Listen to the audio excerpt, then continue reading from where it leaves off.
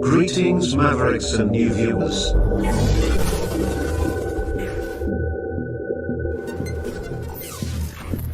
Tonight, direct and live from the Maverick News Network World Studios. This is Maverick News with Rick Walker.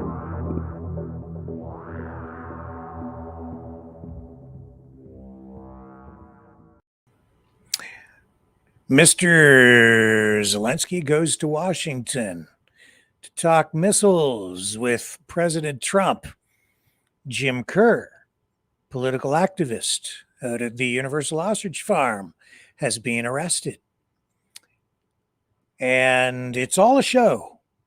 In fact, it's a reality show that is going viral. We'll dig into all of that and a whole lot more when we come back on the other side of this.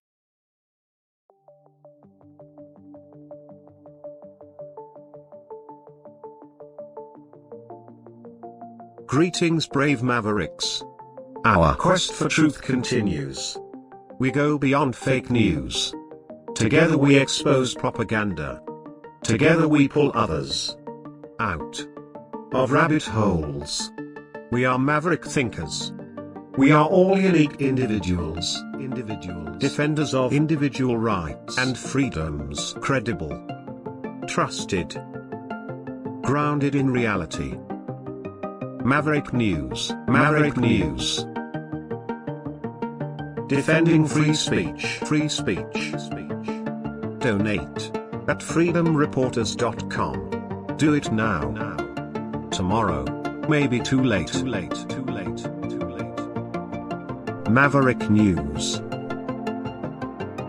The world is watching.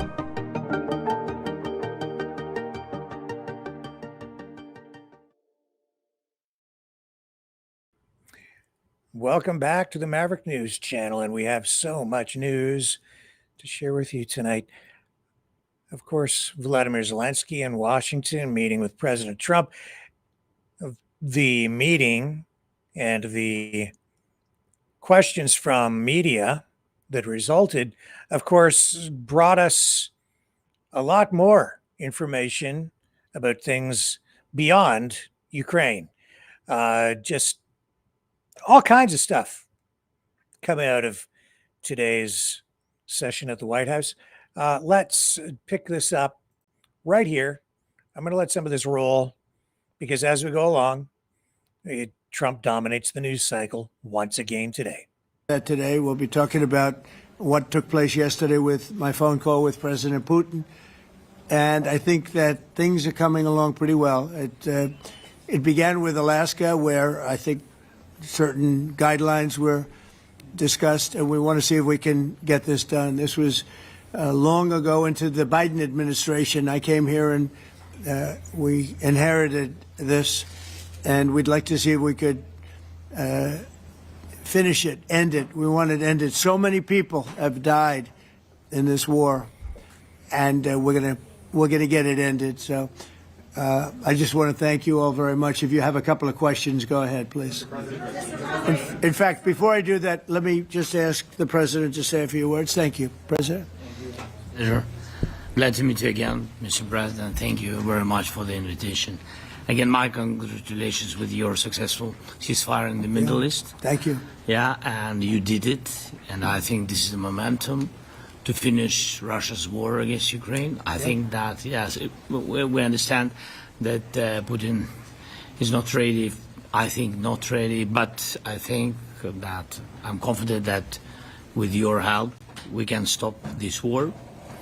And we really need it. We see that they don't have successful steps on the battlefield, and it's good. I think that their army is weak now, but a lot of losses. They have a lot of losses and in economy and people, and I think this is a very important moment. And I wanted to thank you, Mr. President, after our phone calls. Yesterday I had a good opportunity to meet with the big American energy companies, and they're ready to help us. Yes, after all these attacks on our infrastructure, Russian attacks, and etc. And I had also meetings thanks to your team, we had meetings with a good military companies. We spoke about air defense, and I want to share it after with details where we are. Thank you. Thank you so much. Thank you very much. Mr. President. Very good. And I think it looks beautiful in his jacket. Yeah? It's beautiful. I hope people notice. It's actually very stylish. I like it. President Trump. Yeah, please, go ahead. Under the Biden administration, the White House was fearing of a possible escalation. They were not allowing the Ukrainians to strike into Russia, fearing of this escalation. Yeah. Would your administration allow Ukrainians to strike deep into Russia? We're going to be talking about that. That's something we'll be talking about. You're right. It's an escalation, but we'll be talking about that. Mr. President. Will President Zelensky join you in Hungary to meet President Putin? Because it's a leader that we like. We like Viktor Orban. He likes him. I like him. It's a country that's a safe country. Done a very good job. He's been a very good leader in the sense of running his country.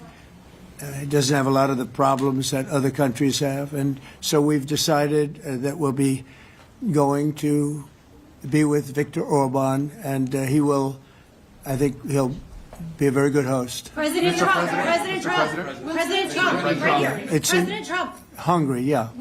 We're doing Hungary, yeah. With Putin, is it a trilateral meeting, or is it just you and Putin? To be determined, but I would say most likely it's going to be a double meeting.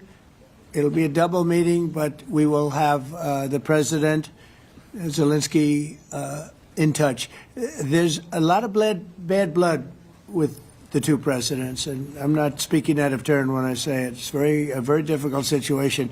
You know, we just settled the war, and after thousands of years, I guess. People say anywhere from 500 to 3,000 years, and I was in rooms, as you saw, because you were with me, a lot of you were with me last week, with leaders that didn't like each other, but they were able to get along.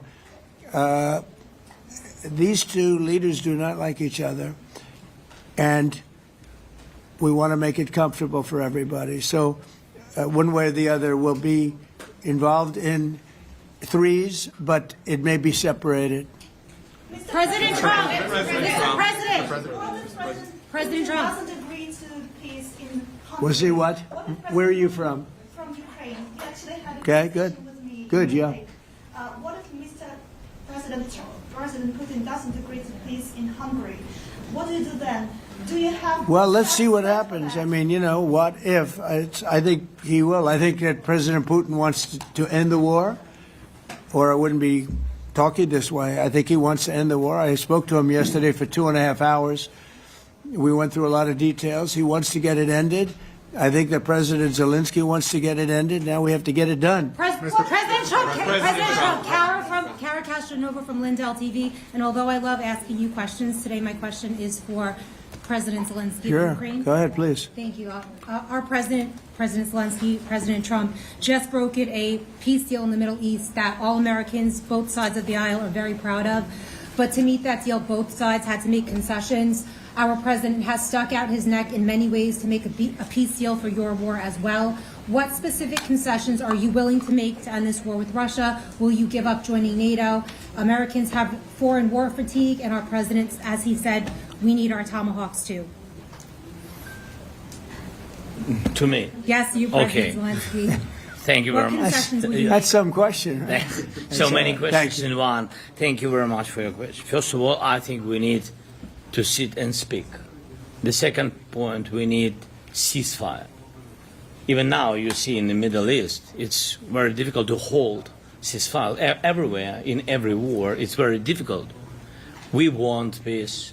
Putin doesn't want. That's why we need pressure on him. We will speak with President today what we need. We understand what we need to push Putin to negotiation table. And as I said previously, so we are ready to speak in any kind of format, bilateral, trilateral, doesn't matter. Matter just peace. This is important. And we don't speak about NATO or NATO. For Ukrainians, it's very important.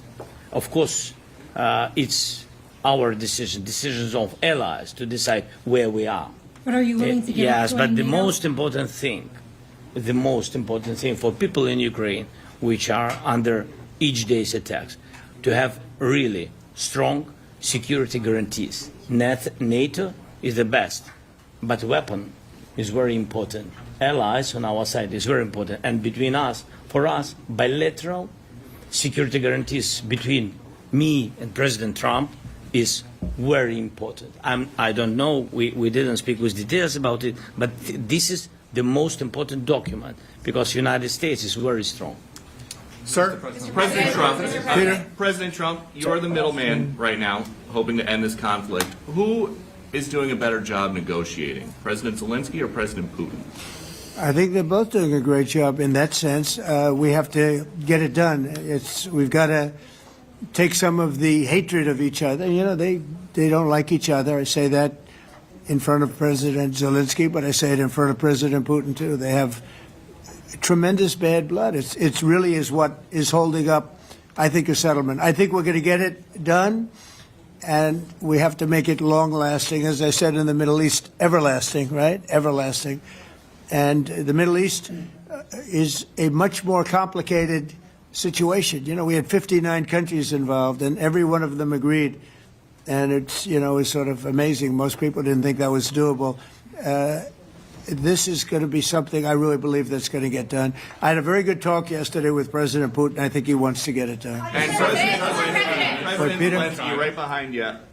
When we were in Israel with President Trump earlier in the week, we heard a lot about the difference in diplomacy between President Trump and President Joe Biden before him. What do you see as the biggest difference in diplomacy between President Trump and President Biden?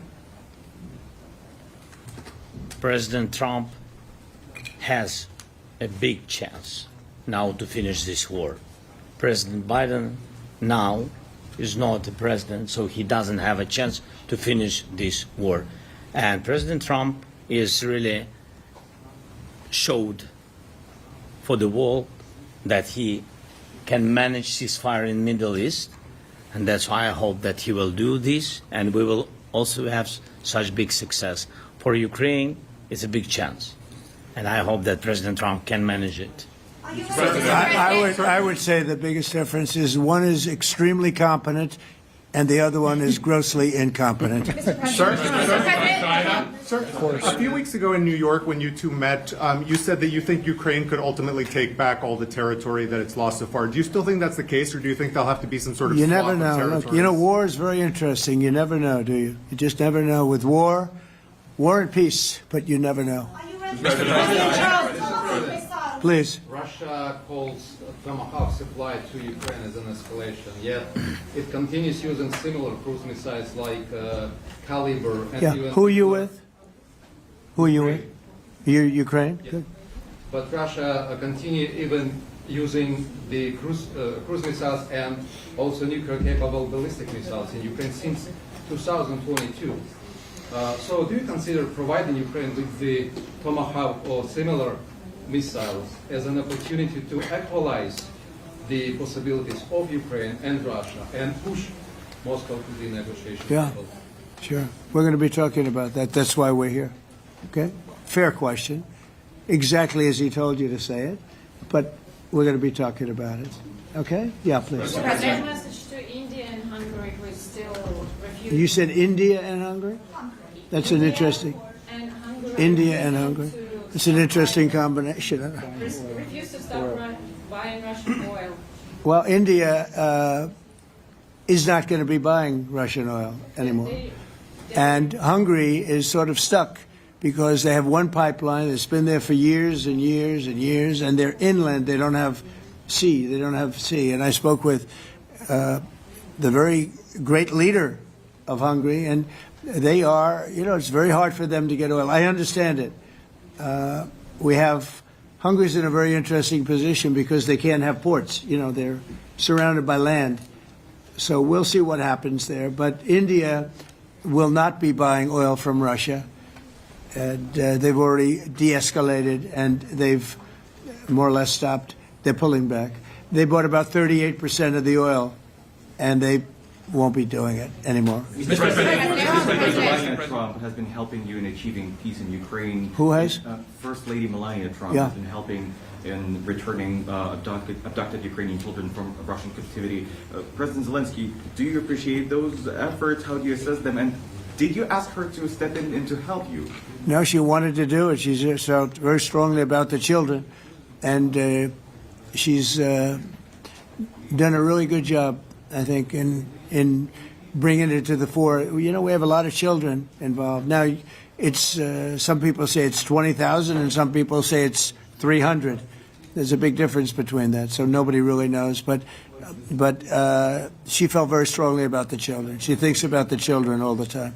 President Trump, if you okay Tomahawks to Ukraine, what's going to happen if the United States is in a conflict and we need the Tomahawks? Do we have enough? That's a problem. We need Tomahawks, and we need a lot of other things that we've been sending over the last 4 years to Ukraine. We've been, we gave them a lot. Now we have a different situation. We send it to the European Union. They pay for it and all that, and they have plenty of money. But it's beyond the money. We need Tomahawks, or we need a lot of other weapons that we're sending to Ukraine. One of the reasons we want to get this war over is exactly that. It's not easy for us to give. You're talking about massive numbers of very powerful weapons. So that's one of the things we'll be talking about. Hopefully they won't need it. Hopefully we'll be able to get the war over with without thinking about Tomahawks. I think we're fairly close to that. Yeah, go ahead. Can I say, yeah, please. Just to understand. So for today, of course, we want to finish this war, but the war is another technological war. You don't use just Tomahawks. If you want to target a military goal, you need thousands of drones. It goes together with such missiles. Ukraine has such thousands of our production drones, but we don't have Tomahawks. That's why we need Tomahawks. But the United States is a very strong production, and the United States has Tomahawks and other missiles, very strong missiles, but they can have our thousands of drones. That's why where we can work together, where we can strengthen American production. And so just so that I understand, so you're suggesting kind of a trade. If President Trump okays Tomahawk missiles to help you launch... Yes, it's about Russia, military goals. It's then only about military goals. Right, but then you would authorize some kind of an exchange where yes, of course. the U.S. Yes, we have proposition. We have big proposition with our drones. President Trump, I don't mean to be brokering an arms deal here, but is that something that you would be interested in, Ukrainian drones? We are, yeah, we would. We have a lot of drones right now. We build our own drones, but we also buy drones from others, and they make a very good drone. I mean, drone warfare has really come to the fore over the last couple of years because of this war. I will say, there's nothing like the jets. We knocked out a lot of drones in Israel. We were knocking them out for Israel, and we were doing it with extremely fast and powerful jets, following the drones and knocking the hell out of them. So, we know a lot about the drones, and we know a lot about the great jets, the great ones. The ones, and the B-52s, which were totally they were stealth. They were undetectable. So we have a lot of different weapons. And, I have an obligation also, though, to make sure that we're completely stocked up as a country, because you never know what's going to happen in war and peace, right? You never know what's going to happen. So we're going to be talking about Tomahawks, and would much rather have them not need Tomahawks, would much rather have the war be over, to be honest, because, we're in it to get the war over. We're selling a lot of different types of weapon, as you know, to the European Union. We're not in it for that. We're in it to get it over. We're losing thousands of people a week, thousands of people, Russian, Ukrainian, mostly soldiers. Mostly soldiers. But we're in it to see that end. And if we can end quickly, and I think we can. I had a very good talk yesterday. We're going to be talking about it. But I had a very productive talk yesterday with President Putin. We'll see what happens. But the war in the Middle East was far more complicated. We got that one done. And I think we have a good chance. I think President Zelensky wants it done, and I think President Putin wants it done. Now all they have to do is get along a little bit. President Can you give us an update on the trade negotiations with China, or perhaps Secretary Bessent? Yeah, I will, and I'm going to let Scott do that. But I think we're doing very well. I think we're getting along with China. China would like to have something as of this moment. We'll be meeting in a couple of weeks. We'll be meeting in South Korea. You think myself. Will go forward? I think so. It looks like it's going forward. I think so. They want to meet. We like to meet.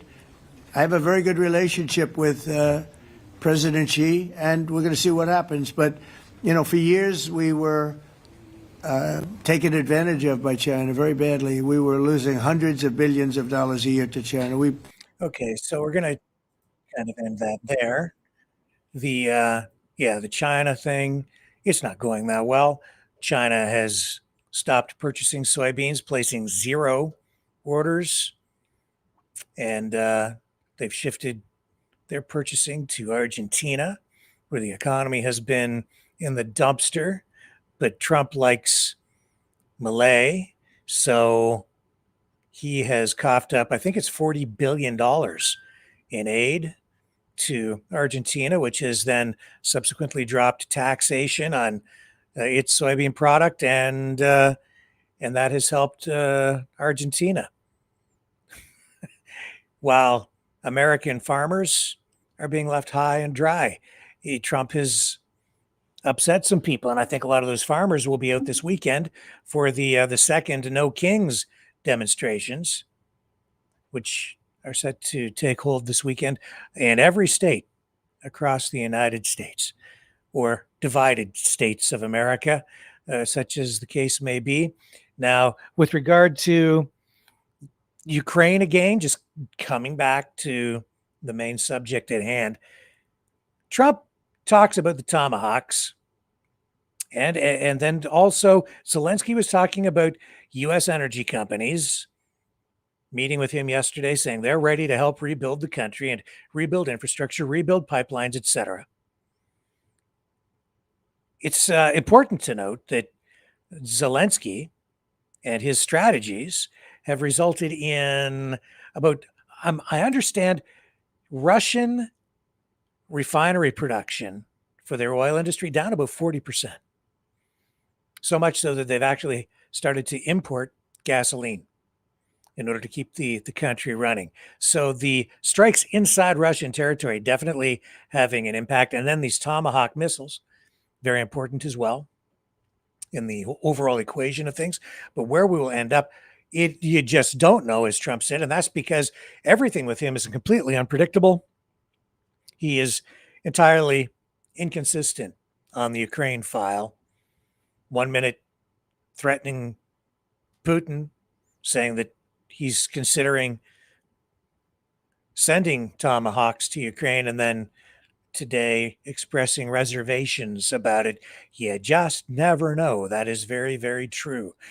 There's another interesting development in all of this. He also talks about shooting down drones with very fast jets, namely F-35s, F-22s, stealth jets, jets that are very difficult to pick up on, or even impossible to pick up on radar, making them very stealthy. That's their edge. These fifth-generation fighters really, in some cases, not even as fast as some fourth-generation fighters, but their versatility, their maneuverability, and their stealth technology is what really gives them the edge and their ability to survive and dominate the skies. Unfortunately, China has begun to, they're saying they have started to mass produce now quantum radar, which could end the era of stealth warfare. So the edge that these very expensive F-35, F-22, fifth generation warfare jets have may soon be a thing of the past. China has made a move that could potentially change the future of modern warfare. The country says it has started mass producing a new kind of technology, an ultra-sensitive photon catcher. that can detect the faintest traces of energy. And experts are saying it could spell the end of stealth aircraft as we know them. Beijing Science and Technology Daily reports that this device, officially called a 4-channel ultra-low noise single photon detector, can identify a single photon, the smallest particle of light. And this breakthrough is more than just scientific progress. It is strategic. By mass producing this detector, China claims it now leads the world in the core components of quantum information technology. And here's why this matters all the more. Traditional stealth jets, like America's F-22, for example, hide from radar by absorbing or deflecting radio waves. But quantum radar does not rely on those waves. Instead, it sends out photons. When those photons hit a stealth aircraft, their quantum state changes, something that cannot be deflected or hidden. And that means China's quantum radar could, in theory, spot even the most advanced stealth aircraft, breaking their invisibility advantage. So that's how crucial it is. Just when you thought your computer was going to be good for another year, you find out it was obsolete the moment you got it home. Quantum radar, photon beams, and technology beyond Star Trek. This is, I would say, should be a major consideration, a major concern for countries like Canada that are in the process of purchasing 5th-generation jets. In Canada's case, committed to already purchasing 16 F-35s. But the whole contract under review because of Trump's trade war. And the viability of this stealth technology moving into the future should also be a major consideration, because these jets are extremely expensive. You invest in these and commit to buying the rest of them, even a year from now, you might just have yourself a 5th-generation jet with technology that makes it no better, maybe even less effective than a 4th-generation fighter. I don't know. I can't say, because we haven't seen the jets come up against this new Chinese technology. For a little bit more, we bring you this. China has reportedly started the mass production of a photon detector that can help build quantum radars to track advanced stealth fighters like the F-22 Raptor jet. Beijing claims that it is the world's first ultra-low noise, single photon detector with 4 channels, and its use can extend from communication to defense. The photon catcher is capable of detecting even a single particle of the unit of energy. The device, built by the Quantum Information Engineering Technology Research Center in Anhui Province, could prove detrimental for stealth jets. The photon catcher is described as an ultra-sensitive device that can even detect individual photons. Contractors, are you? Yeah. So you spend all your tax money buying these really expensive jets. Today, like the F-22 or F-35 fighters from the US, rely on special external coating and internal weapons bay, among other changes in plane design, to absorb or deflect the signals sent out by traditional radars. While stealth jets have various tricks to evade traditional radars with some success, the quantum radars might prove to be a game changer in the long run. They send out photons whose quantum properties changes once they hit the stealth aircraft. This means that even the false signals generated by the aircraft would not be able to match the properties of the photons emitted by quantum radars. Once the single-unit photons reach the radar after hitting the stealth aircraft, they are studied, thereby revealing the position of the stealth jets. Moreover, it is also claimed that the quantum radars will consume less power and can be deployed easily on many types of platforms. It also promises to improve detection of low-visibility targets. Years ago, China had developed a quantum radar system with a detection range of approximately 62 miles 100 kilometers. The new 4-channel single photon detector can enhance its capabilities, leading to detection from as many light sources or different parts of the source as possible. In the world of radar detection, it improves the simultaneous detection and tracking ability and also greatly boosts the imaging rate. The system will also run on and emit less energy than traditional radar systems, making it difficult to detect. China claims that the new 4-channel detector is only 1/9 the size of the other single-channel products available in the world. Going forward, the scientists plan to provide homegrown solutions for quantum communication networks and more.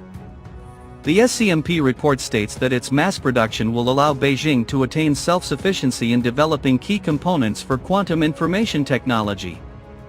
Countries around the globe are planning to build faster, bigger, and more stealthy jets which can carry out operations undetected. Therefore, this quantum radar advancement claim by China can raise the worry for US and its allies which are developing the 6th-generation jets for air dominance. Okay, so we'll leave it there. And if you'd like to see more of that, it's at Military News Update. Here, I'll put this in the chat over on the main Rumble channel. And there's a longer report there. You can watch the rest of it at that link if you so choose. But very useful information, and we should be taking note of that. As our tax dollars are about to be spent on a new fleet of jets for Canada, other countries as well, and then there's that other option that's on the table right now from Saab, the Gripen. So the competition is on. Thank you to everybody for tuning in last night, by the way, for the New York mayoral debate, which attracted a really big audience, actually, on a couple of our channels. So that was encouraging to see that, and I really appreciate the support. Oh, and please like, share, subscribe to these channels if you are watching tonight, if you haven't done that already. That would really help us. It doesn't cost you anything. And if you're so inclined, you can support us by donating at freedomreporters.com, or we have the other Give, Send, Go donation page up, and you can follow that. This link, the URL is maverickdonations.com, and that will take you over there if you are so inclined to support us. And I'm going to be asking you guys for your opinion in the chat later about some fundraising options to help keep this channel on the air. And we'll do that when we get closer to tonight's Maverick Midnight Matinee feature for our watch party this evening. And I'm going to let you guys guess what tonight's feature presentation is going to be. I'll give you your first clue, 2 clues. It's a feature from the 1970s. It was a made-for-TV movie, and it has a boat in it. So I'll leave it there. If you can guess, if you guess what tonight's feature is, I will send you a t-shirt. All you have to do is give me your address and I'll ship that out to you. A Maverick News t-shirt or a Knights of Malta, Exile the Knights of Malta t-shirt. Your choice. You just let me know. So those are the clues. 1970s made for TV movie with a boat in it. Good luck. Oh my. All right. So again, if you're so inclined, help us out tonight. Donate at freedomreporters.com or maverickdonations.com.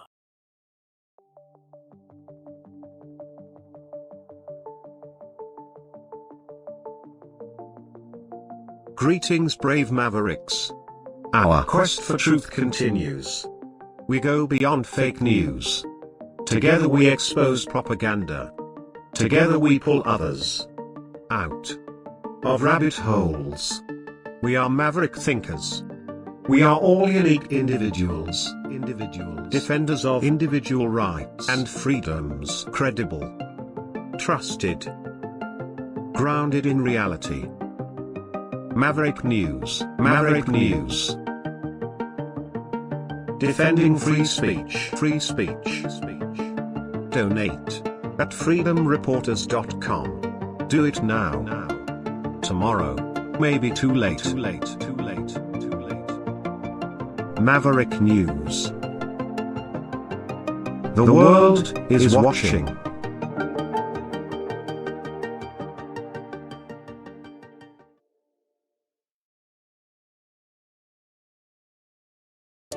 Brightleaf Innovations is excited to offer our newest investment opportunity, the Turn Easy Bed Storage Solution.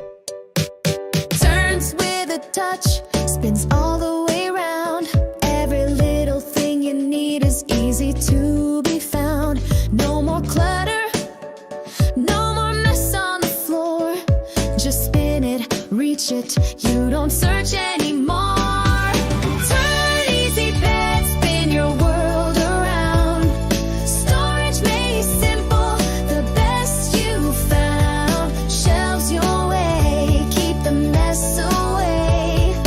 Charge it, store it, night or day.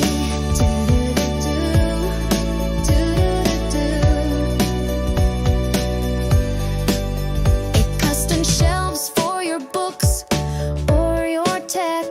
Cozy space for your treasures to protect.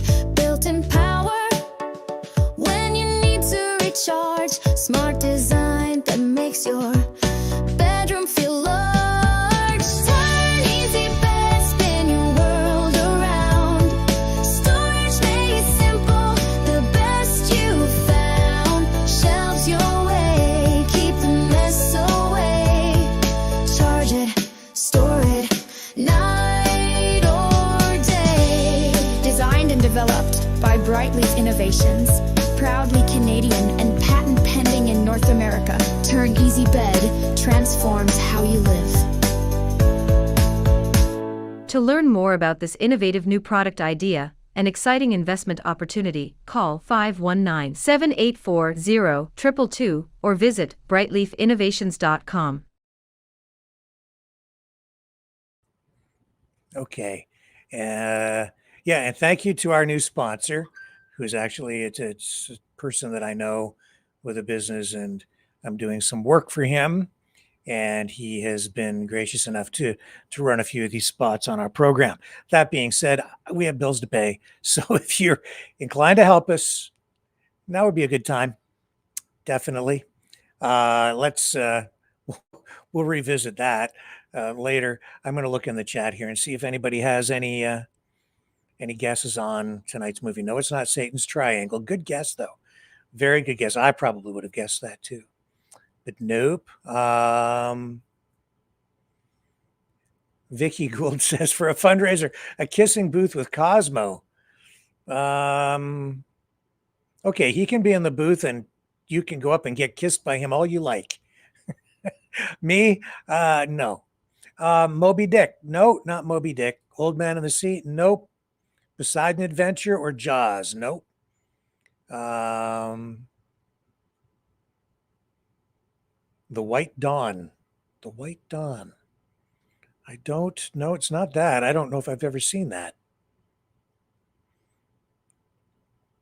No, let me check some of the other channels here. Let's see if anybody is guessing on any other channels.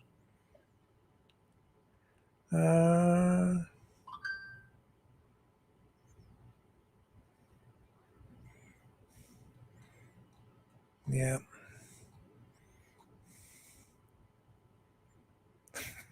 Jesus. The comments over here. Oh my goodness.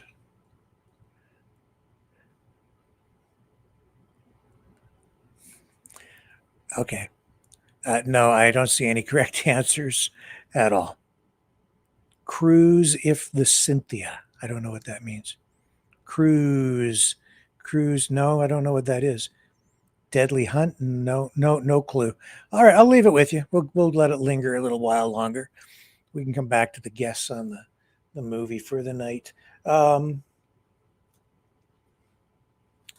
So just to let you know as well, I'm putting some extra work in here. I was contacted by the People's Party of Canada. They asked if we would assist with producing and covering their upcoming gala, State of the Nation Gala, which is going to happen on November 1st. And so, us being a news operation, I said, yes, we will. So, we are involved in helping with the video production and the coverage of that event on November 1st. And to that end, today, I spoke with Michael Bader, who has been on the program before, a PPC candidate and one of the most prominent members of the party, does a lot for the PPC and is helping to organize the whole thing. And here's a preview of what's to come November 1st. Okay, we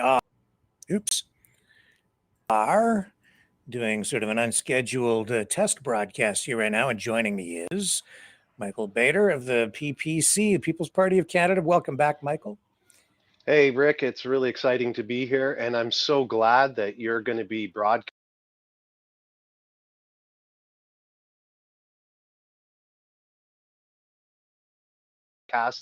this year's State of Our Nation Gala on November 1st. If anyone's interested, we're going to have it live on Maverick News. The way you can best go is to go to Maverick News, look for it on November 1st. We're going to kick off around 6 o'clock, 6:30, somewhere in that range. We're making the details now.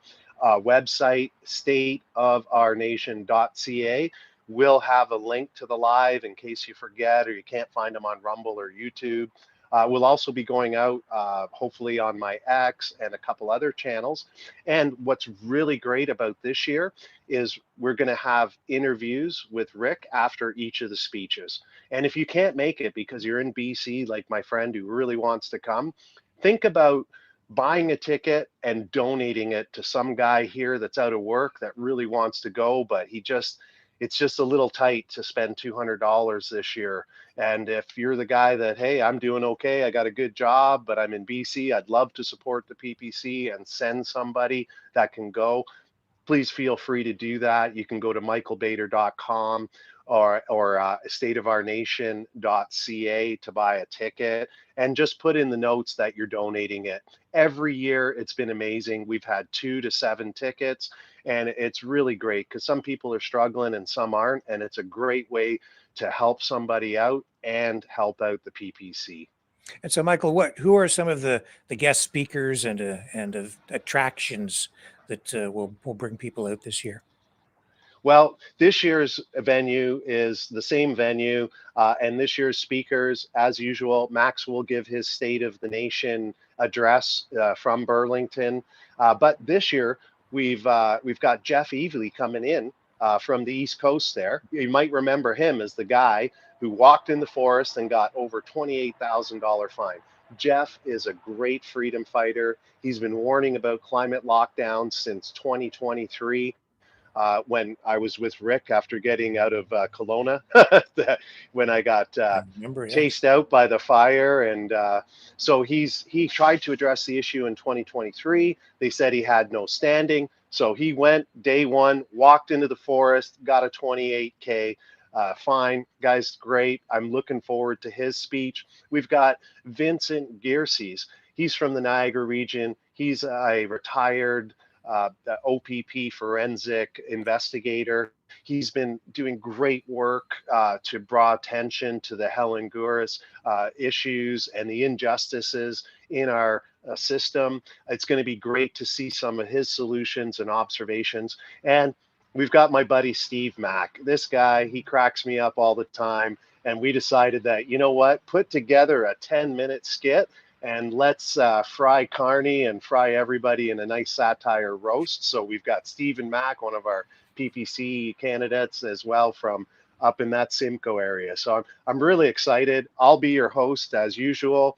And this year, really excited to have my buddy Rick Walker here at Maverick News sending it out so my friends in Nanaimo can watch it, and my friends in Halifax, or the guys that are in Windsor that just can't make the drive out. It's a little far. So thanks so much for that, Rick. I'm really excited. My privilege. I'm happy to participate, and I appreciate you guys allowing us to participate this year. So we'll look forward to this. November 1st, again, one more time, just plug it once more, where they can see it and what time, and I'll throw it back to you. Well, that sounds great. And listen, just remember, stateofournation.ca. That's where we're going to have the live links up in the next couple of days. That's where you can buy the tickets. If you really want to help out somebody here, because we've been phoning people, and there's some people been here every single gala, and this year they haven't worked in a few months. And if we could get them out to the gala again, and you want to donate and buy a ticket, just put it in the notes there, and we'll make sure it gets to those people, because we've got about 2 or 3 of those people that have been there every year, but this year is really tough. Okay, and just one last thing. The broadcast will begin at what time that day? 6 or 7 or 6:30? 6. We're thinking, so it's going to be Eastern time for my friends that are out in Manitoba and Halifax and all the other places. We're working out the final details, but it looks like we're going to be live between 6 and 6:30 to kick this off, and speeches will start around 7 o'clock. And Rick's got a great show lined up for a pre-show. Looking forward to that as well. So you want to be thinking Saturday, November 1st, stateofournation.ca, and then you'll have a link to Maverick News at that point. All right, Michael Bader, PPC, State of Our Nation Gala, with the whole thing broadcast on the PPC website and here on Maverick News. I'll see you all there on the flip side.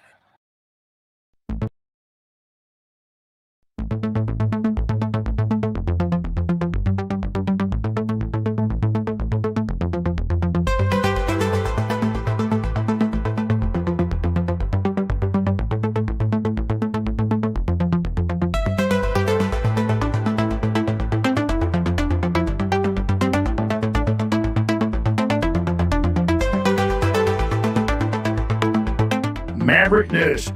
Expose lies and tell truth.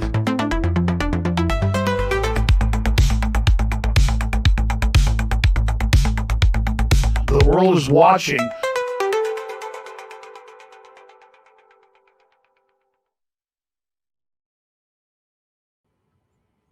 Yeah, so again, thank you for joining us last night as well for the New York City mayoral debate, which we covered here live front to back, and we'll be covering the PPC State of Our Nation Gala November 1st. Just back one moment to this story about China and their quantum radar. This is getting attention in the National Security Journal. One example of a story being published today. China claims it can now detect F-22 Raptor stealth fighters.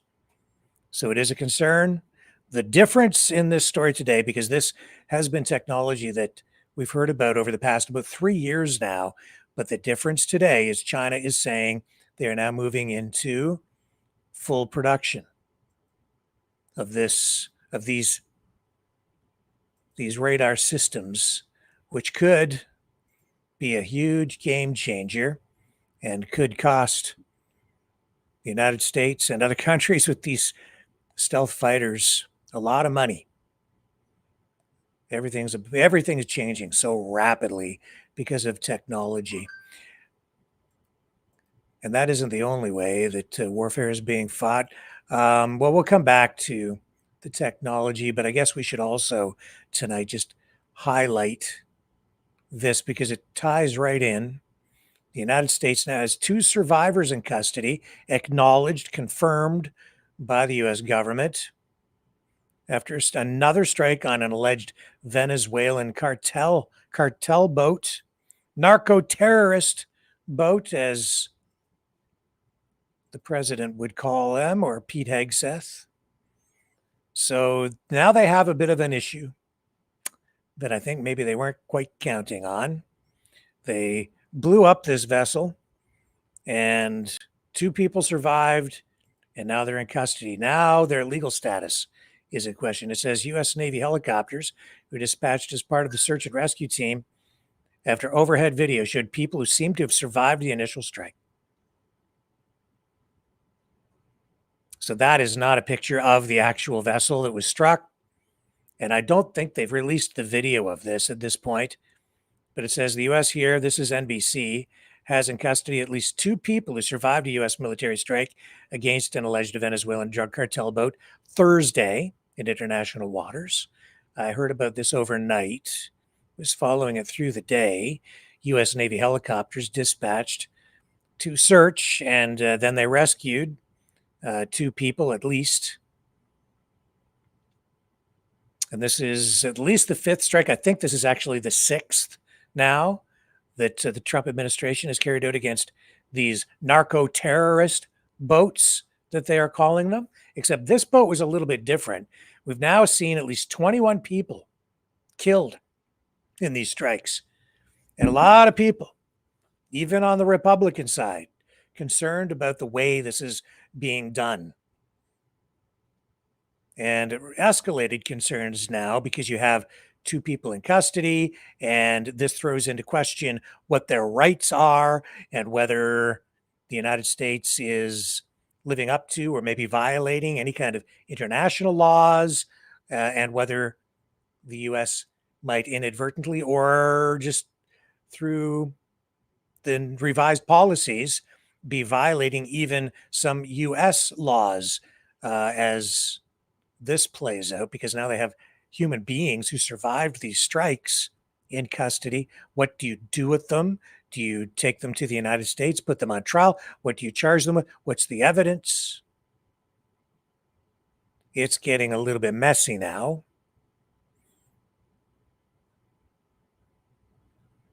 And while all that is going on, I guess we have this Admiral Alvin Halsey. Yeah, I'm not familiar with him, but he has resigned early. I believe, what is it? What was it I heard today? 2 years earlier than he had to. And it's because we're told, some people are speculating, that it's because he has been having run-ins with Pete Hegseth.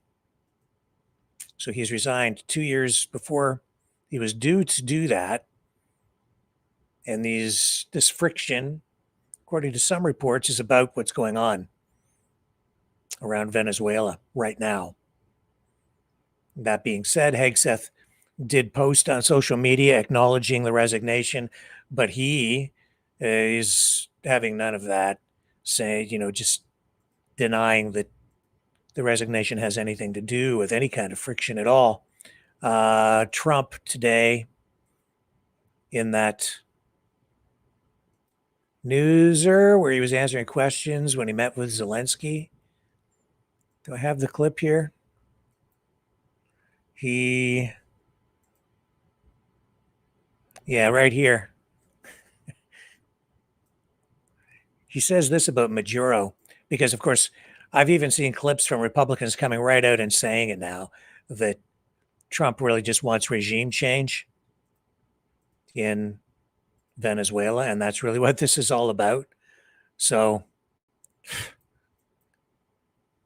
we've seen Maduro come out and offer to cough up a lot, like share the oil, stop doing business with China and Russia. And Trump talked about that today. Offered everything in his country, all the natural resources. He even recorded a message to you in English recently, offering mediation. What should we do in order to stop that? He has offered everything. He's offered everything. You're right. You know why? Because he doesn't want to fuck around with the United States. Thank you, everybody. Thank you. There you go. So Maduro has basically offered to cough up everything, capitulate, bend the knee on, I guess, virtually every demand coming from the U.S. side. And it doesn't seem to be making any difference whatsoever. Nothing. Trump doesn't care. Doesn't care. Oh, also, back to the news conference and a response that we're seeing on, he was talking about China. Remember this post on social media, though, on Truth Social? So today when asked about China, he says, I think things are going very, very well. But this was what he posted a few days ago about China on Truth Social. He says, I believe that China purposefully not buying our soybeans and causing difficulty for our soybean farmers is an economically hostile act. We are considering terminating business with China having to do with cooking oil and other elements of trade as retribution. As an example, we can easily produce cooking oil ourselves. We don't need to purchase it from China. It's getting nasty out there.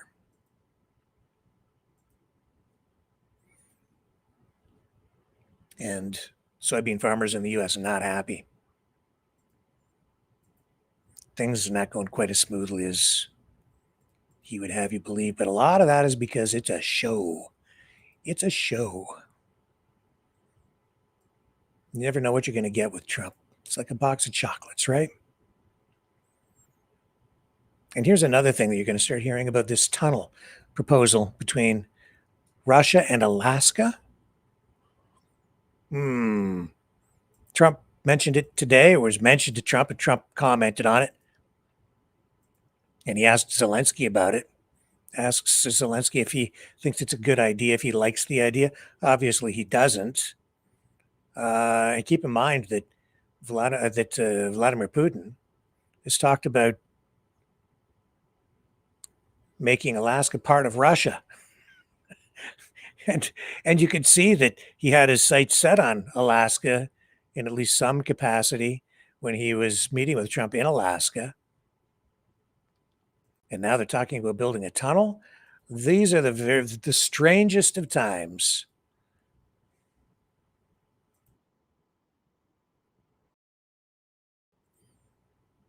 I think this is the clip here. This came up yesterday, a tunnel from Russia to Alaska. That's an interesting. What do you think of that, Mr. President? Do you have any ideas? How do you like that idea? I'm not happy with this. I don't think you're going to like it. I don't think he liked it. I don't think he liked it. President Trump, do you think that? A tunnel from Russia to Alaska. I don't think that's a good idea either. But maybe I'm just Russophobe, suffering from Russophobia.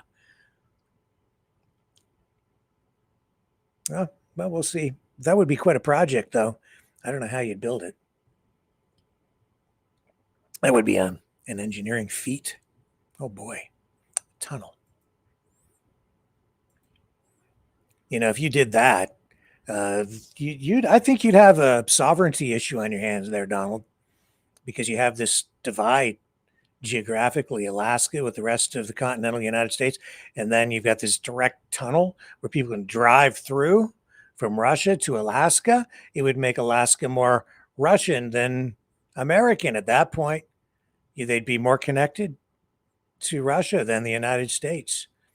I don't know. Better think that one through, I think. But the world is changing, and rapidly, and that is because also of technology and social media. Case in point, people keep saying it's just like a movie, and Trump keeps saying things like it's central casting. And it is. This is all part of the information war, whether it's just on the political side, with one party against another heading into an election. There's an information warfare component that comes with that, a more escalated and stealthy, covert kind of information warfare that takes place from, between countries, always, especially in times of war. And I believe, and I think it's pretty clear that we are involved in a third world war, the likes of which we've never seen before. And that's because it's an information war at this point that hasn't gone like kinetic, but could. But even on the home front, well, President Trump says he's the president of peace. You see a country deeply divided, a country that is just immersed in information warfare domestically. I've seen Substacks just within the past day talking about America is at war with itself. Trump talks about fighting a war against an enemy from within. That's a very real thing. And it's manifesting itself in terms of what's going on social media. And the White House, the government itself, is putting out social media content that is directly related to what I'm about to show you. So here's this video that is controversial and highlights exactly what I'm talking about. This relates to information warfare. Also, the immigration policies, the use of ICE to go around rounding up what they're saying are illegal migrants. And this was a subject that was front and center during the mayoral debate in New York last night. It's top of mind for everyone these days. And this video about the mayor of Chicago, it says here, well, here, I'll show you the post from the White House. And this video, it shows you that this is really, we've really entered is a new era of reality programming. Chicago is a mess. You have an incompetent mayor, grossly incompetent. We have a governor that refuses to admit he has problems. Everybody knows how bad it is. This open borders nightmare flooded our country with fentanyl and with people that shouldn't be here, some of the worst people on earth, and illicit drugs decimated American communities and left us with the largest law enforcement challenge in our country's history. Presidents say they have had enough. We need to invite President Trump in. We invite the National Guard in. You know, we've had 254 deaths in 233 days. And for anyone in our community to say people are safe, that is an outright lie. They need help badly. Chicago desperately needs help. We don't want to lose Chicago. We're going to lose Chicago. We want to save these places. We're going to lose them. We're not going to allow this kind of savagery to destroy our society anymore. We're stopping it, doing one by one. That is the government perspective. That's a government-produced video. It is slick, professionally produced, scary music, propaganda, or fact. Well, that kind of content is being used to play with people's minds, to create a narrative, to generate support for the government position. And we all need to be aware of that. Tonight, as a result of that, I do want to show you, if I still have it here, that there are concerns about this because some of the footage in there allegedly is not actually from Chicago, which is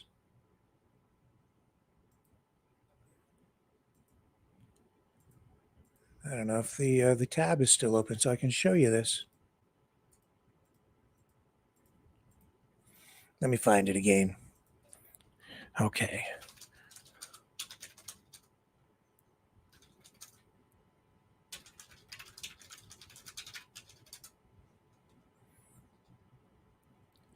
Yeah, right here. Here's a fact check on it that I just stumbled on. This is not the tab that I wanted to show you, but this illustrates the point that I'm making. So the government itself is using footage from various cities, doing a mashup to paint Chicago with a video brush that isn't really entirely accurate. White House's Chicago Chaos video uses footage from other cities. A dramatic voiceover video shared by the White House and U.S. President Donald Trump, this is on AFP Fact Check, claims to show immigration agents responding to the, quote, mess in Chicago, and as the Republican seeks to justify deploying National Guard troops to the Democrat-run city. But an AFP investigation found that the video is littered with outdated footage highlighting drug busts, arrests, and deportation rates in other states, including Florida, Texas, South Carolina, and Nebraska.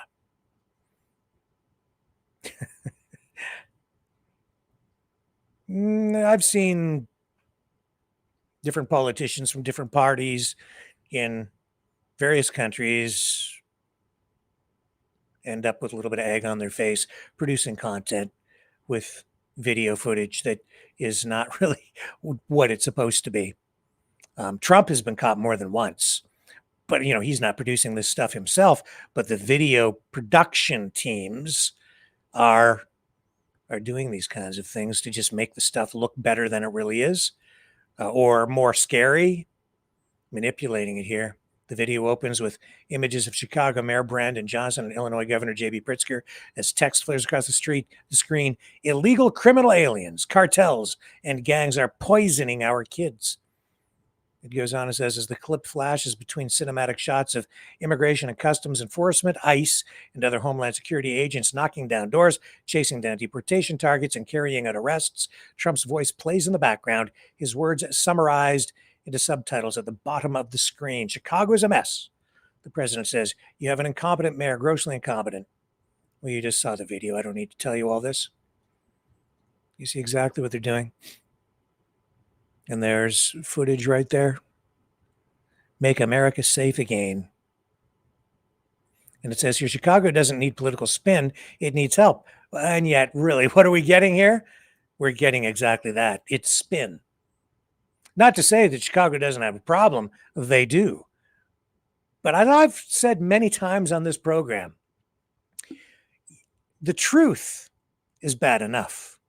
You don't need to lie or fabricate. Why don't you just show what's happening? Show the truth. It's maybe a little difficult. Maybe it's just easier. Maybe it's a little bit lazy. Or maybe it's not as bad as they want you to believe it is. Or they're making it seem worse than it is. Or however you want to apply the perspective, regardless of how you want to describe this tonight, this is evidence that you have a government that is messing with our minds. And how would we know? Unless people really start digging in. How would you know that that isn't the right footage? Unless you happen to spot a shot. Say, wait a minute, I've seen that someplace before. Or wait a minute, that's not in that city. I know that landmark. It's actually kind of dangerous. And then Trump talks about fake news. Well, that's propaganda. That is absolutely, I don't know if it's fake, but it's a skewed reality. He's manufacturing a reality. So much of what Trump does, and it even took me a long time to clue in, because when the president or even a presidential candidate says things, you don't expect them to come right out and just, grossly lie about numbers or just completely make things up out of the blue. But that is what he does. That's part of his strategy, I've learned, is to exaggerate and even just lie, to create a reality for people in their minds. Case in point, peace in the Middle East. We have peace in the Middle East. Well, not really. You have a ceasefire that's barely holding, still some shots being fired, still some people dying. You have people right in the Middle East, there's infighting even on the Palestinian side, where they're killing dissidents within their own groups as they jockey for position and power. You have just yesterday, I pointed out, actually the day before, Israel bombing Lebanon. It's not over there. Far from it. And I don't know if it's a ceasefire. It's not a peace deal. This is phase 1. We're not even sure if we're going to get through phase 2, let alone to phase 3, let alone an everlasting peace. But he's talking and he has all these other people who are afraid of him saying, Mr. President, you deserve the Nobel Peace Prize. Does he? Maybe we better just sit back and wait and see what happens there and in Ukraine and in Venezuela and in Canada and in Greenland. And the list goes on. It's a show for him. Everything is a show. And as we get into the weekend, it's going to be another big show out on the streets. And it's going to be a real conflict. And it will be a show because you're going to have cameras on every street corner, at every protest for the No Kings protest tomorrow, the second one across the United States. And that protest will be highlighting issues just like this one, which is real. And for some people, it has become a sort of a sick form of entertainment. And when I say sick, I mean our society is suffering from some sort of weird new social media mental sickness or illness, I think. Trump's secret police shot a citizen Then damning new info emerged. This is in what is this publication? It's TNR Politics by an independent journalist, Greg Sargent.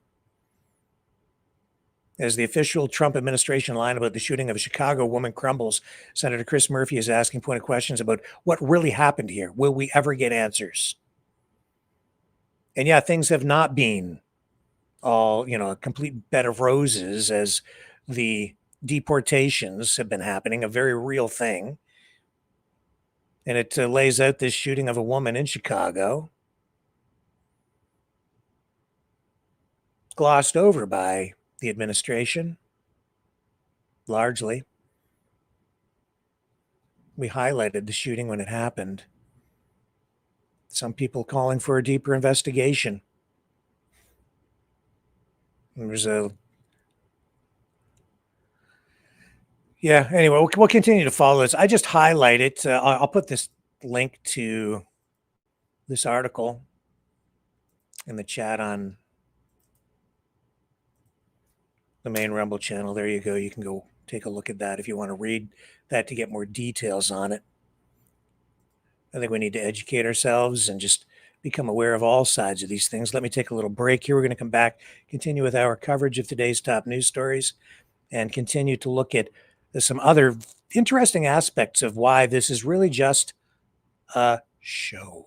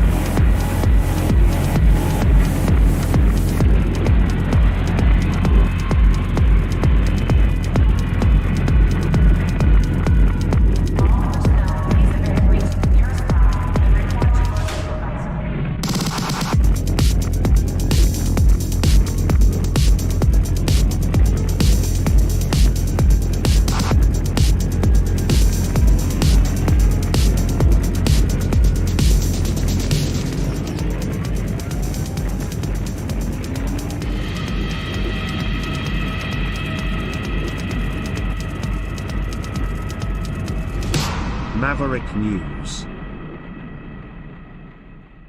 The world is watching. All right, so that video out of Chicago, that's just one. There was also this one, which I honestly, as I watch it, some people will watch this video and view it as exciting, entertaining even. I found it disturbing because while it looks like a slick Hollywood production, this was just days ago, and this is actually real. So this is reality, not television, but reality, a reality show brought to you by the White House and DHS.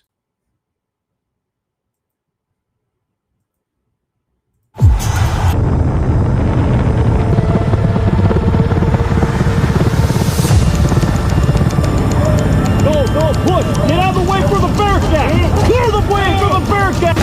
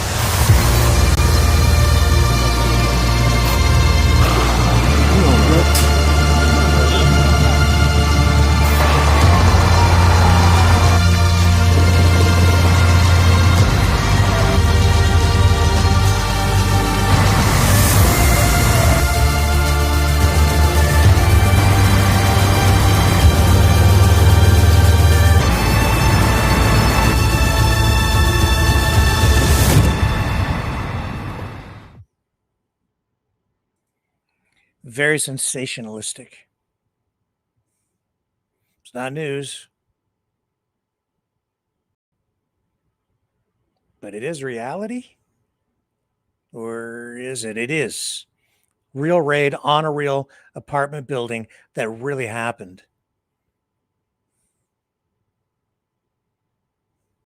And the world is watching. BBC taking note.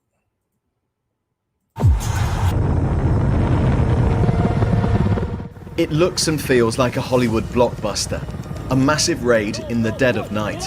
But this is real life, an immigration operation filmed for and promoted by the Trump administration. And this is where the raid took place. It's a 5-story building on the south side of Chicago. We're going to go inside, see who we can talk to, and try to piece together the true story here. The apartment block is located at 7500 South Shore Drive, not far from Lake Michigan. It's on the edge of a big built-up residential area. Border Patrol agents approached from the west, and SWAT teams and other federal units arrived from the other direction. By examining the video footage, we identified the points agents swarmed towards before heading inside. They said they arrested 37 people they called illegal aliens. Tavares Ivy was woken by the commotion. He was on the top floor, the 5th, and said the operation appeared to be targeting specific flats. I heard them reading off the numbers they need to go to, search the apartments and where the migrants is going to be at. So it sounded like it was targeted to you. Sounded like it was targeted. They knew what they came here for. They knew exactly who they were looking for. As we head further inside the block, we see and smell the aftermath. The authorities claim this was home to members of the Venezuelan gang Tren de Aragua that's been classified a terrorist organization. This flat looks like so many in this block, people's possessions strewn all over the place. It's a total mess, and they're just chucking a lot of the stuff out the window. Residents have described how it was in a really bad condition beforehand, but now, just look at it, it's uninhabitable here. Agents dropping down from a Black Hawk helicopter was one of the most dramatic aspects of the government video. Based on the footage, the chopper had been hovering here. This tallies with what another resident from the 4th floor tells us. The helicopter landed above my apartment maybe 3 o'clock in the morning. And they were just basically standing there in the dark with their flashlights and guns. So they scream out, federal agents. I walked toward them as they instructed. They put me in zip ties, took me downstairs. Dwayne, a US citizen who voted for Trump, says he was held outside for an hour. I wouldn't say that it's Trump's fault that this is taking place. This happened before Trump, so he's just really cleaning it up. Dwayne says there were some unruly groups in the block who thought they could do what they wanted, at least before the raid. We meet one resident from the 3rd floor who describes what she witnessed. Thanil says there'd been a recent influx of Latin American immigrants and that tensions had increased. I just feel like it was already bad here. The people, it was high crime, a lot of strays coming throughout the building. And then once the immigrants got here, they were residents all of a sudden, and they felt like it became territorial. But it didn't feel like this was a headquarters for a foreign terrorist organization? Not to me. I think they just blended in with everyone else. Homeland Security won't tell us how many of the 37 people they arrested have been charged, nor where they're being held. We asked a local migrant charity and 3 Venezuelan undocumented workers living in Chicago, but no one said they'd heard from those detained. The glistening advertising doesn't tell the story of what this block is really like. We've seen for ourselves. If there were lots of undocumented migrants living inside who weren't picked up, they certainly won't be coming back anytime soon. The Chicago immigration raid that looked like a movie, and the promise from the White House is that there will be a sequel. Reality show. Like it's entertainment, it's mind bending. And I said, even during the election, what is it going to look like if Trump follows through with these deportations? I knew it wouldn't be pretty. I said, you're going to have officers of some description in riot gear, paramilitary forces chasing people through the streets and loading them into the back of paddy wagons. I mean, even when I was saying it, I thought, I hope there's probably it's not gonna. Yeah, it's happening. It's happening. And the optics are not good. This does not look good on the United States. Just the imagery, the optics on this stuff. And I also said that some US citizens are going to have their rights violated. You will see the government overstep, make mistakes, and maybe in some cases not even care. You will see racial profiling taking place. And indeed, that is exactly what has been happening on a number of occasions. This is from a number of weeks ago. This is down in Houston, Texas. This person, this interview from KHOU, this guy, a U.S. citizen, pulled over, detained by ICE. He didn't do anything. House is down. And so you were, just kind of walk me through the Wednesday morning. So it was 7:40, got in the car like every other day, and I was coming, like this is the way I go to work. And there was a trash truck here, parked in the middle of the road. And I was like, whatever, it's an inconvenience, 7:40 in the morning, I'm gonna be late to work. So anyways, I get here and the truck wasn't going nowhere. So I was like, I'll just wait. And while I'm waiting, I noticed some cars pull up behind me. And so you were driving this way? Yeah, yes ma'am. And then they pulled you over? Yeah, well, no, I was still here, and exactly right here, off to the side to, have enough space for the truck to pull over. And I'm, looking, forward, and then I see lights, and I'm like, dang, the cops. That's the first, obviously you see red and blues, it's the lights, the cops, I'm sorry. And so I, roll my window down like normal, and, he walked up, it was all brown, the vest and everything, it was all brown. I don't remember exactly what it said on the little patch, because it was a small patch.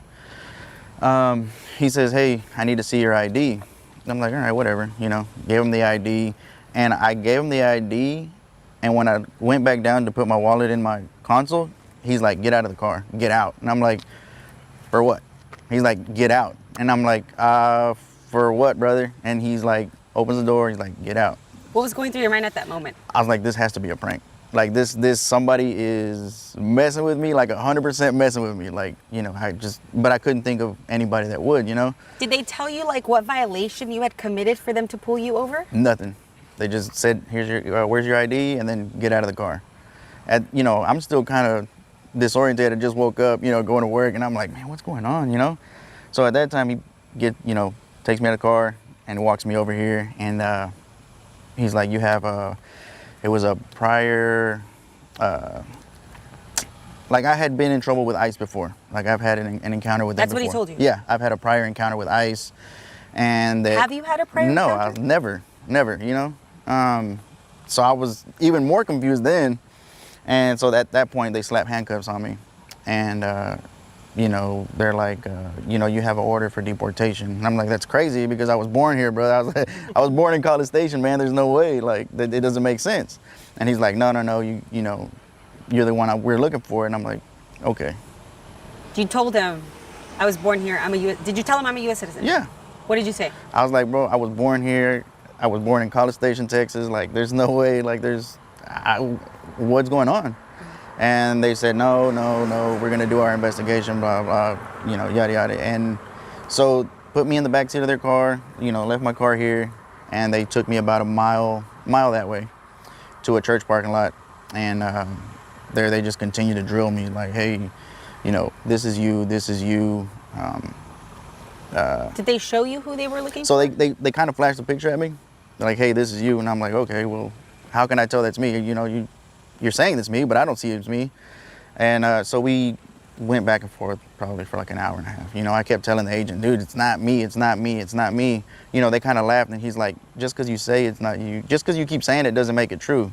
And I'm like, yo, it's crazy. You know, like, they asked my social security like maybe 10 different times, you know, and it's like, okay, they're trying to make me maybe slip up or whatever, you know, whatever.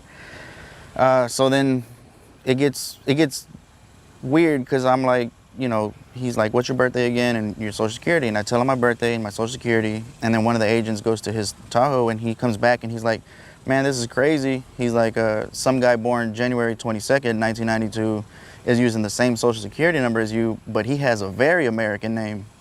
And I'm like, what does that mean, bro? Like, what do you mean? What does that even mean? And so they kind of laughed about it. And, you know, meanwhile, I'm still sitting in the, in the car in handcuffs.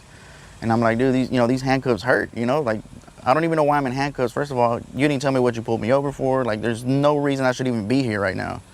And they were like, no, this is you, this is you, this is you. Like, we're 99% sure this is you. And I'm like, no, man, there's no way. There's no way. Were you scared at that moment? What were you thinking whenever they're telling you this is you? I was getting very aggravated. I wasn't so much scared, but more aggravated, you know? And it's like, I was so aggravated because if they're drilling me the way they were, I can't imagine how they're treating people who don't have papers, who don't have the means to defend themselves. It's just, I don't know, man. It was out of this world experience, you know, to say the least. But it was pretty bad. In your entire life, did you ever think that you were gonna get picked up by ICE? Never. And like I said, when I told my mom, I called my wife, everybody I called, everybody kind of just blew me off, like, all right, whatever, you know what I'm saying, like, whatever, you know. And then once I showed my wife, you know, my handcuff, you know, my wrists, they were handcuffed, and the agents behind me with the pictures I sent her, she's like, there's no way, like, why, what did you do? Or, you know, my mom, she's like, you know, I was crying, you know, I'm like, bro, it's relax, like, you know, it was, for what reason, I don't know, you know, but now it's like, my mom's all tore up about it. She's like, you gotta be more careful, you know, we can't trust anybody now, you know what I mean? She's like, none of us are safe. And it's scary, you know, putting my mom in that, and then, you know, she don't even live here, you know, and it's just, it was a big thing that's just been sending my family kind of more into the worry side of, you know, the cops and everything like that. So it's a horrible experience. So what finally made them let you go? I don't know if it was this, but it was 3 of them, and I was like, look, guys, let's just make this simple on everybody. I was like, the person you're looking for obviously has tattoos. Everybody has tattoos. I was like, so why don't we just make our job easier? Why don't you guys do your job? If he has tattoos, then I'm gonna have those same tattoos, obviously, right? I was like, so let's just do our job. Find the tattoos he has, and if I have them, I'm your guy. If not, obviously, we could have ended this a long time ago. I was like, it's not possible that Harris County can pull my ID and they know exactly who I am in 5-10 minutes. But these guys with, you know, federal agents take an hour and a half, almost 2, trying to figure out who I am. You know, it doesn't make sense all around. Did they say, the guy that they were looking for, did they tell you, hey, he was wanted for this or anything? All they told me was, you have a deportation order and a prior encounter with ICE. That's all they told me. So they didn't tell you what he was wanted for? No. I saw what he was wanted for when Telemundo posted their story. And then that hurt me, because I was like, damn, like, that's making me look like I'm some weirdo, you know what I mean? And that's what really messed me up, is when they released that they're looking for him for all these other things, but they told me it was a deportation order. So and that's what I was going to ask you. So I did reach out to ICE, and hold on, I was going to read you exactly what they told me. So, what time did he leave? Sorry. I'm trying to, oh, here it is. Okay.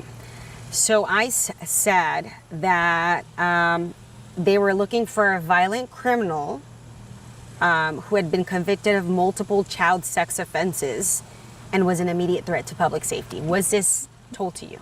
No, not once.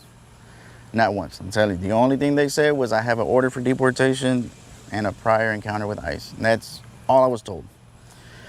So hearing that, what goes through your mind?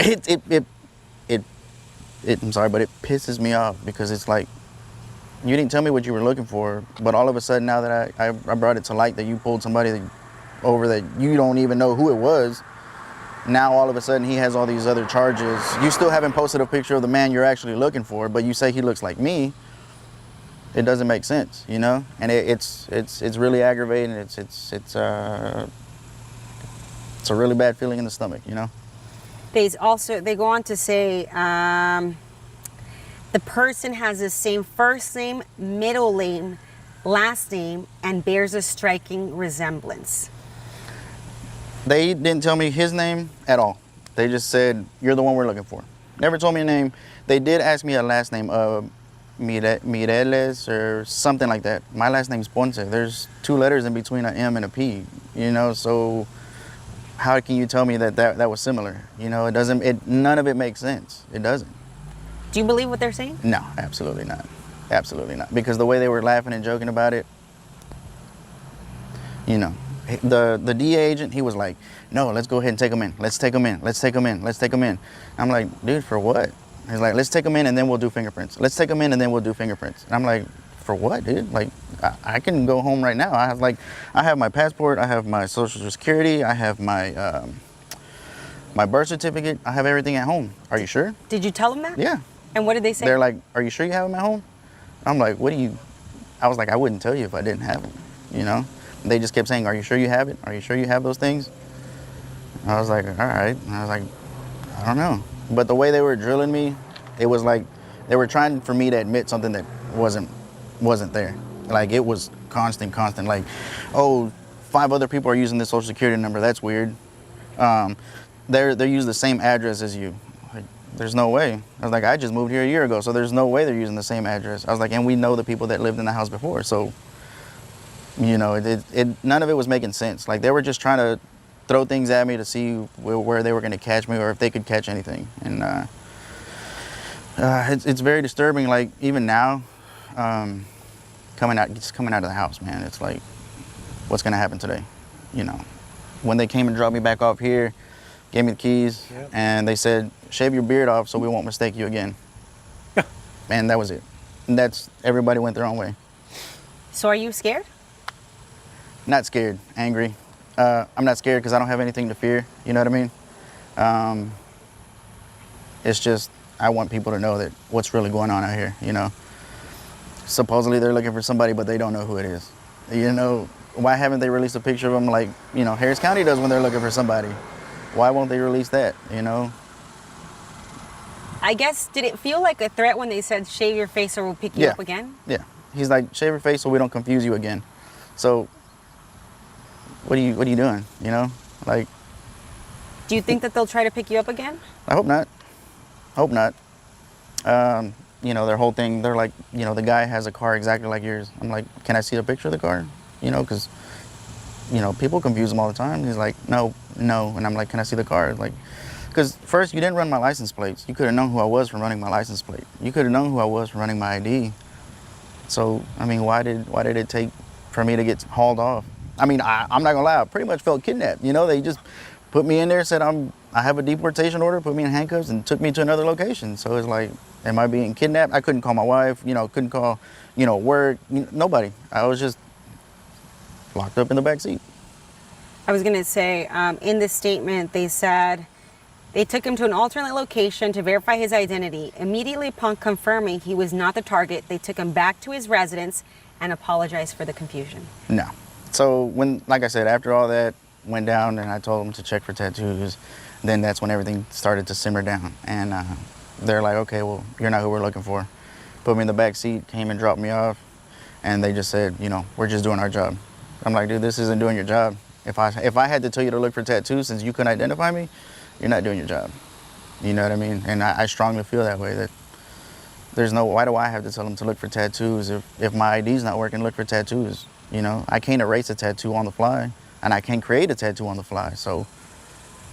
Did they apologize? No, they just said we're doing our job. I don't think that's an apology. I mean, you know.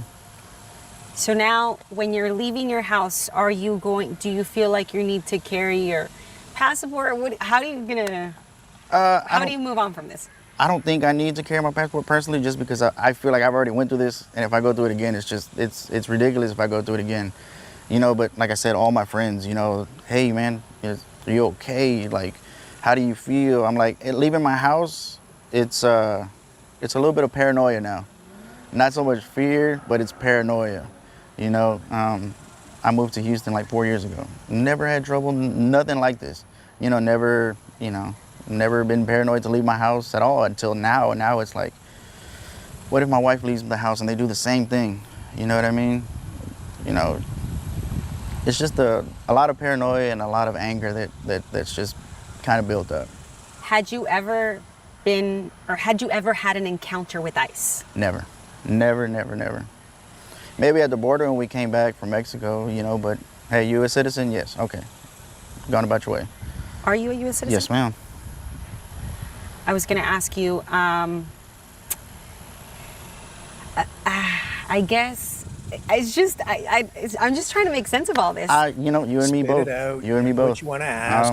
Like I said, my wife still thinks it's a joke. You ask know? the racism question. My mom, you know, like I said, my mom's all tore up about it. It's coming. My dad as well, but you know, I'm still trying to process it as well. Like, I can't believe that happened. You know what I mean? It's just, I don't know. I don't know how to explain it. It's just very uncomfortable. Do you feel like, had they been watching you, do you know? So I had seen that car around the neighborhood maybe like 2 or 3 times. Because, you know, I mean, obviously we live in this small neighborhood. You know what car belongs here and what car doesn't. And I had seen them a few times, but I just don't pay no mind. You know, 1, I'm not doing anything wrong. 2, I don't have nobody to worry about. So I'm just, you know, going on about my day. And when I see them pull me over, and that's what I told them when they had me in cuffs. I'm like, you guys have been watching my house for a couple days, huh? And he was like, well, this isn't the first time I've been there. I was like, I know, because I've seen this car. And I was like, you know, I never would have thought it was an ICE agent. You know what I mean? I just knew it was a different car in the neighborhood. So, you know, and then, I don't know. It's coming. It's coming. She's going to ask. I was going to ask you, do you feel like you were pulled over for being Hispanic? Aha. That's a hard one. But then again, yes, because like I said, they've been in the neighborhood. So obviously I guess they were watching me. I don't know if they were watching exactly me or they were just waiting for something. Because like I said, you can't see in the car. The car is dark. But, you know, once he got my ID, he was like, it's a wrap. Like, let's go. But in order to get an ID, you need a social. Okay. So I don't think this looks good on the United States. I really don't. And look at the way this has changed this person's life. Now, when he leaves the house, he feels paranoid. There is fear there that this is going to happen again. The United States under Trump, and because of all this deportation, the deportation initiative, this has changed the fabric of the country. It's changed the way people socialize. It has changed the way people live.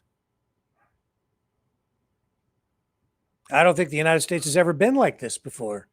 And now you're seeing as well, officer against officer, because just this is breaking. This is out of, I believe, Florida. And this is a man who says he is a DHS agent, pulled over for a DUI, driving under the influence, with kids in the car. And then look at the way he responds. Look at the way that he acts.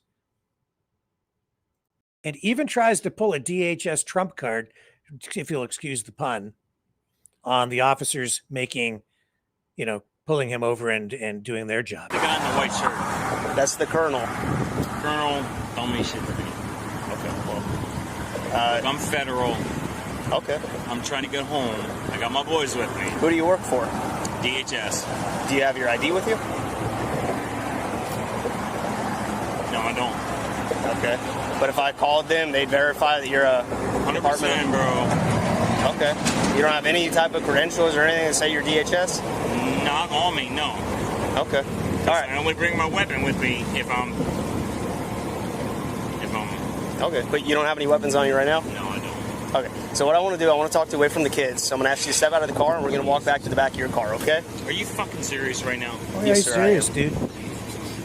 Get the hell out of the vehicle. You know the what? right Call my thing. supervisor. Okay. Do you want to do the exercises or no? I'll do it. But you know what? What's homeboy doing down there? You know, guys, come on. Make sure we all sit because we're inside of the water. You don't want to get hit. You don't want you to get hit. That's why I'm trying to do the exercise. That way we can move Are on. you Haitian? That's nothing to do with my wrist, buddy. My question was, are you Haitian? It doesn't matter. It doesn't matter where he's from. Okay. Oh, does it? Look, man, I really need you to do the exercise. If you don't do it, then I'm going to say that you're refusing to do the exercise. I get it. You need a minute. I gave you a few minutes, okay? But Let me talk to your supervisor. not right now, sir. Yeah? If you're a cop, whatever. Yeah, I'm a fucking law enforcement, Okay, dude. then stop talking and sit in the back of the car and stop. Stop this. Come on, let's go. Stop this. What about my kids? We're gonna take care of it. No, But I'm first not I need- going in there. Let me talk to your supervisor. Again, you can talk to him in a second. Nope. Not going in there without my supervisor. Okay, let's go to the other side. Come here. Come on, man. Don't pull against me.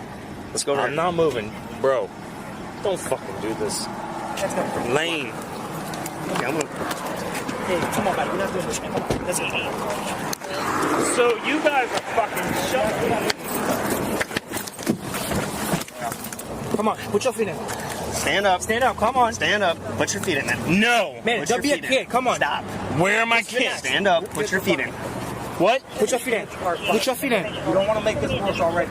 Come on. Come on, man. Let's go. You gotta sit in the car, You're man. going to jail for DUI, which is a misdemeanor. If you don't cooperate, you go to jail for resisting. It only makes it worse. Come on. Put your feet in, buddy. All right, your kids will be fine. This will pass. Listen to me. No, sir, not on the side of the road. Come on. Let's go, man. We gotta sit down, Scott. God damn you guys. Wow. And so that is starting to go viral. And it's not the first time something like this has gone down. So here's when Florida Keys deputy gets DUI with child in car. It's not his first time in cuffs. Here's a different one. And I have not verified who that guy is. That's just the way the video is presented. That's just what he said. I haven't been able to find confirmation of whether he actually is a DHS agent or not, or if he was just saying that, trying to get off the hook. But of course, if he is a DHS agent, then what he was looking for was special treatment. He was looking for cops to just let him off because they're brothers. See how it works, or could work if that's what's going on. Florida Keys deputy gets DUI with a child in car. It's not his first time in cuffs. And this was 2 days ago. Monroe County Sheriff's Office Deputy Jesus Abdil Roja Burgos was pulled over near Cudjoe Key and charged with driving under the influence and child neglect. Not a DHS thing, but it just popped up, sharing that with you. A bad attitude from that guy. I'm not getting in the back of that car. Oh, no? Oh, you better. Back to the two survivors from that Venezuelan boat strike. It was actually kind of a submarine, apparently. And this is Malcolm Nance, intelligence and foreign policy analyst, military expert on Times Radio, talking about this and addressing the performative aspect of what is going on around Venezuela. The fact that, well, even he makes reference to this as, I'm paraphrasing a bit here, but it is sort of a show.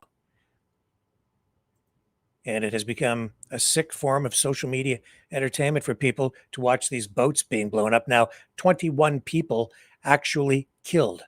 Outrageous amounts of firepower. But you're talking about a country whose armed forces would be the equivalent of the Iranian Revolutionary Guard, right? On their turf, home field advantage, And you can steam out there at 11, 12 nautical miles all you want. You can go out and interdict these little vessels for the video arcade view of them burning, and watching people jump into the water on fire, which is all you're getting out of this. But at some point, it could cycle out of control. So that full interview here, you know what I'll do is I'll put the link to that interview in the chat on Rumble again. Here we go. And here's Trump addressing this tonight. Also, another clip from that show at the White House with Zelensky today, where he acknowledges that this was sort of a mini submarine thing that they kind of blew out of the water, and yet 2 people somehow survived, now in custody. Here's the president's clip on this. He says that they are narco-terrorists, and Marco Rubio echoing that. On Venezuela, there are survivors from your latest boat strike. What happens to those survivors? Well, I'll ask Marco to discuss that possibly. Yeah, it's well known there's an ongoing narco-terrorist operation the United States has been conducting. As far as details of any recent strikes, we're not prepared here to announce all those details, but you'll get that information here very shortly. And how are there survivors when these are meant to be lethal attacks? Yeah, again, I mean, we're undertaking these operations against narco-terrorists. That's what these are. These are terrorists. Let's be clear.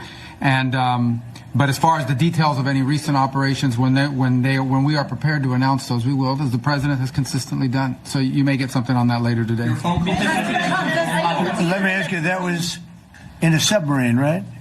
We attacked a submarine, and that was a drug-carrying submarine built specifically for the transportation of massive amounts of drugs, just so you understand. This was not an innocent group of people. I don't know too many people that have submarines. And that was an attack on a drug-carrying, loaded-up submarine. Yeah. On Putin, is it your belief? Makes for a good show, doesn't it? And then you've got the legalities surrounding all of it. I get worried, because if you're violating people's rights, then you're throwing them right out the window. It affects everyone. Everyone. They can do it to them, even if they are criminals. They can do it to you as a law-abiding citizen. That's why you have the Constitution. That's why you have international law. And if you just pick and choose the laws you choose to follow, then you're committing a crime yourself. And whether they are or they aren't, that's for others to decide.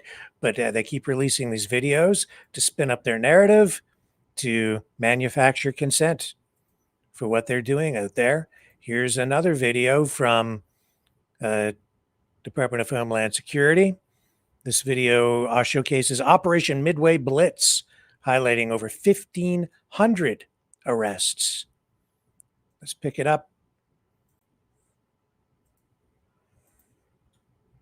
DHS has been posting on social media to promote its on-the-ground operations across the country. The latest one was posted last night, and it features what they call Operation Midway Blitz. It's an operation that started in September. DHS said it would target the worst of the worst in the state of Illinois. But taking a closer look at the video will tell you a different story. You see how DHS claims here that 1,500 plus criminals have been arrested in Chicago and the suburbs since the operation started? Well, their own most recent press release, marking 1,000 arrests, provided details for only 10 men with documented criminal backgrounds. Only 10. That's roughly 1% of those detained. And here's what DHS isn't telling you. Some of the people they're arresting have no criminal records at all. Let's rewind to the 22-second mark in this video. This scene was filmed at a bakery in Cicero, Illinois last Tuesday. And I know this because I arrived at that scene 20 minutes after it happened. And we obtained surveillance video showing Border Patrol agents arriving in unmarked vehicles, surrounding the men, who, by the way, were just drinking coffee outside of the bakery. You see the coffee cups right there? This man is Daniel Cabrera, a 30-year-old mechanic with children who was about to open his own car shop. As you can see in the DHS footage, Cabrera ran inside,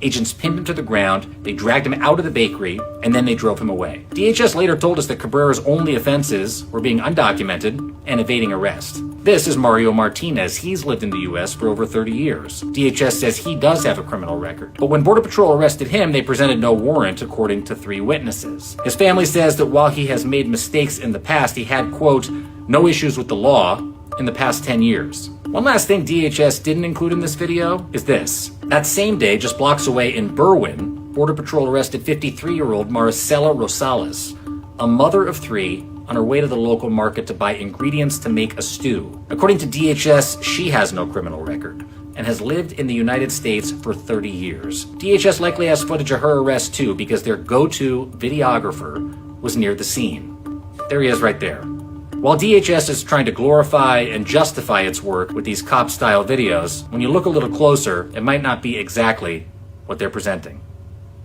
It looks like Yeah.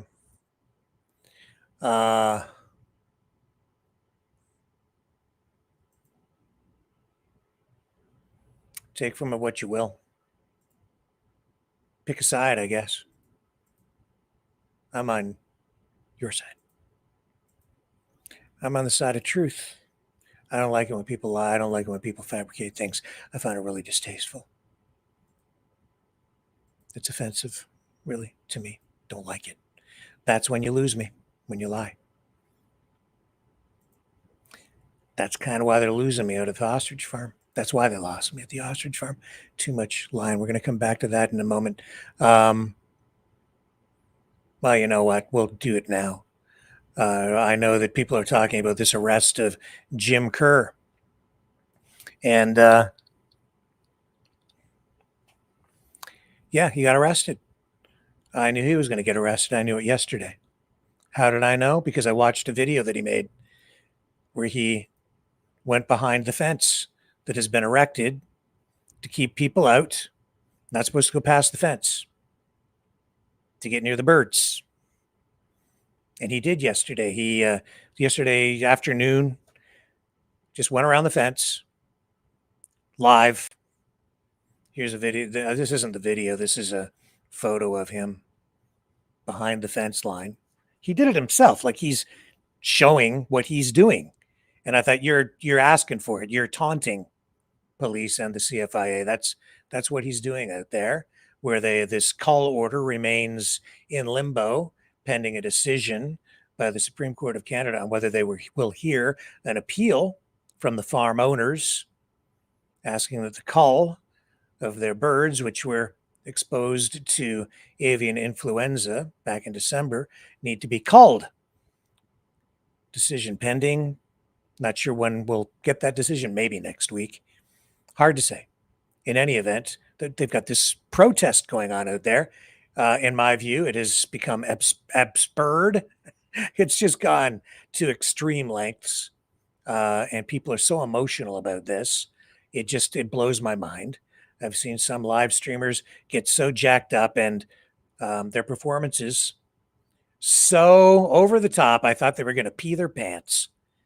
I saw one just 2 days ago where I literally thought the guy was going to pee his pants. I'm not even going to say his name. It's just, I thought this is ridiculous. But anyway, here's Jim Kerr. Now you tell me, you're supposed to stay on, see where the two people, I believe that's his wife, and there's another woman there, person in pink, on the proper side of the fence. He's gone on the other side of the fence. There's some bird food on the ground, and he picks it up in the video and he throws it over the other fence to the ostriches to feed them. So what have I seen online? I've seen Jim Kerr got arrested just for feeding the birds. That's not why he got arrested. That's what he was doing when he committed what is an alleged offense, which is breaching the rules, that you're not supposed to go on the other side of that fence because the CFIA, Canadian Food Inspection Agency, has secured the property. The birds are in their custody now. Well, the farm owners are saying they're our birds. Well, sort of, maybe, kind of, almost, technically, except that they're not in your custody. Technically, they're now in the custody of the CFIA and the care of the CFIA, and they have the farm quarantined off and secured. You're not supposed to go past the fences. That's why they put the fences up, and he intentionally went on the other side of the fences. When I saw the video, I said, he's asking to get arrested. He's going to get arrested accidentally on purpose again in order to generate a narrative. It's part of the show, which is what we're seeing out there over and over and over and over and over again. That's what's going on. That's the truth. Some people don't want the truth, or they know what the truth is and they just pretend that they don't. Even the responses from people, they're picking a team and then their team can do no wrong. But the truth is, that's what he did. Now, will he be convicted of it? He was arrested. He's being released, but apparently he's now not allowed to return to the farm because he's breaking the rules. What kind of a penalty will he pay? I don't know. But now he's probably going to have to go to court or something. Maybe. I don't know exactly what the charge will end up being. It's a violation of the act, blah, blah, blah. So how serious will it be? How far will it go? Now, if he has to go to court, he'll probably have to go all the way back out to BC, to the whatever jurisdiction the charges fall under. Probably not going to be able to deal with it.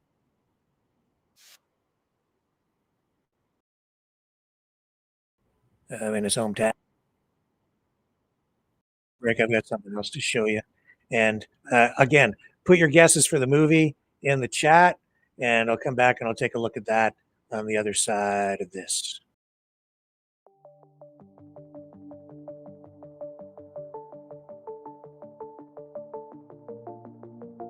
Greetings, brave Mavericks. Our quest for truth continues. We go beyond fake news. Together we expose propaganda. Together we pull others out of rabbit holes. We are maverick thinkers. We are all unique individuals. Defenders of individual rights and freedoms. Credible. Trusted. Grounded in reality. Maverick News. Maverick News. Defending free speech. Free speech. Donate at freedomreporters.com. Do it now. Tomorrow may be too late. Too late. Too late. Too late. Maverick News. The world is watching.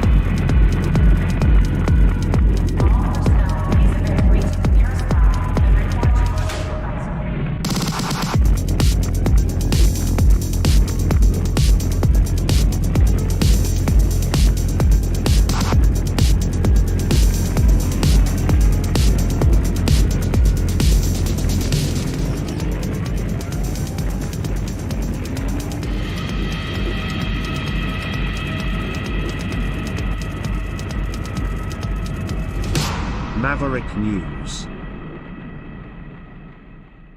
The world is watching.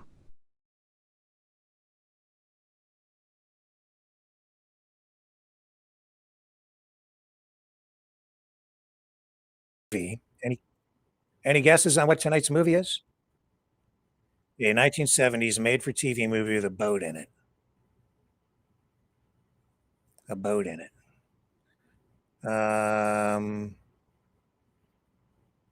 Friday night movies, Maverick Midnight Matinee coming up. Oh, Arthur, were you the first one to put Rescue from Gilligan's Island? Yes, that's right. That's the movie. Rescue from Gilligan's Island. That is going to be the movie tonight. Yeah, that's it. So Arthur, email me. Yeah, I'm going to put this in the chat. You email me your address. Was he the first? Let me just make sure here.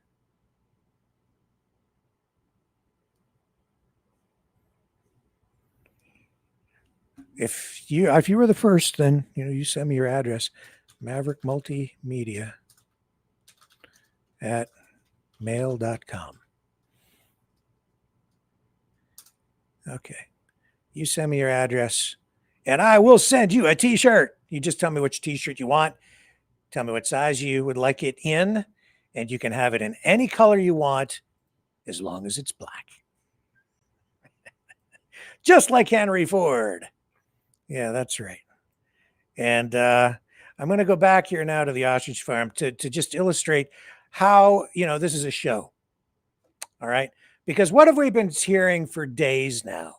Oh, the missing bird mystery, these birds, at least 100 birds missing, and all this speculation.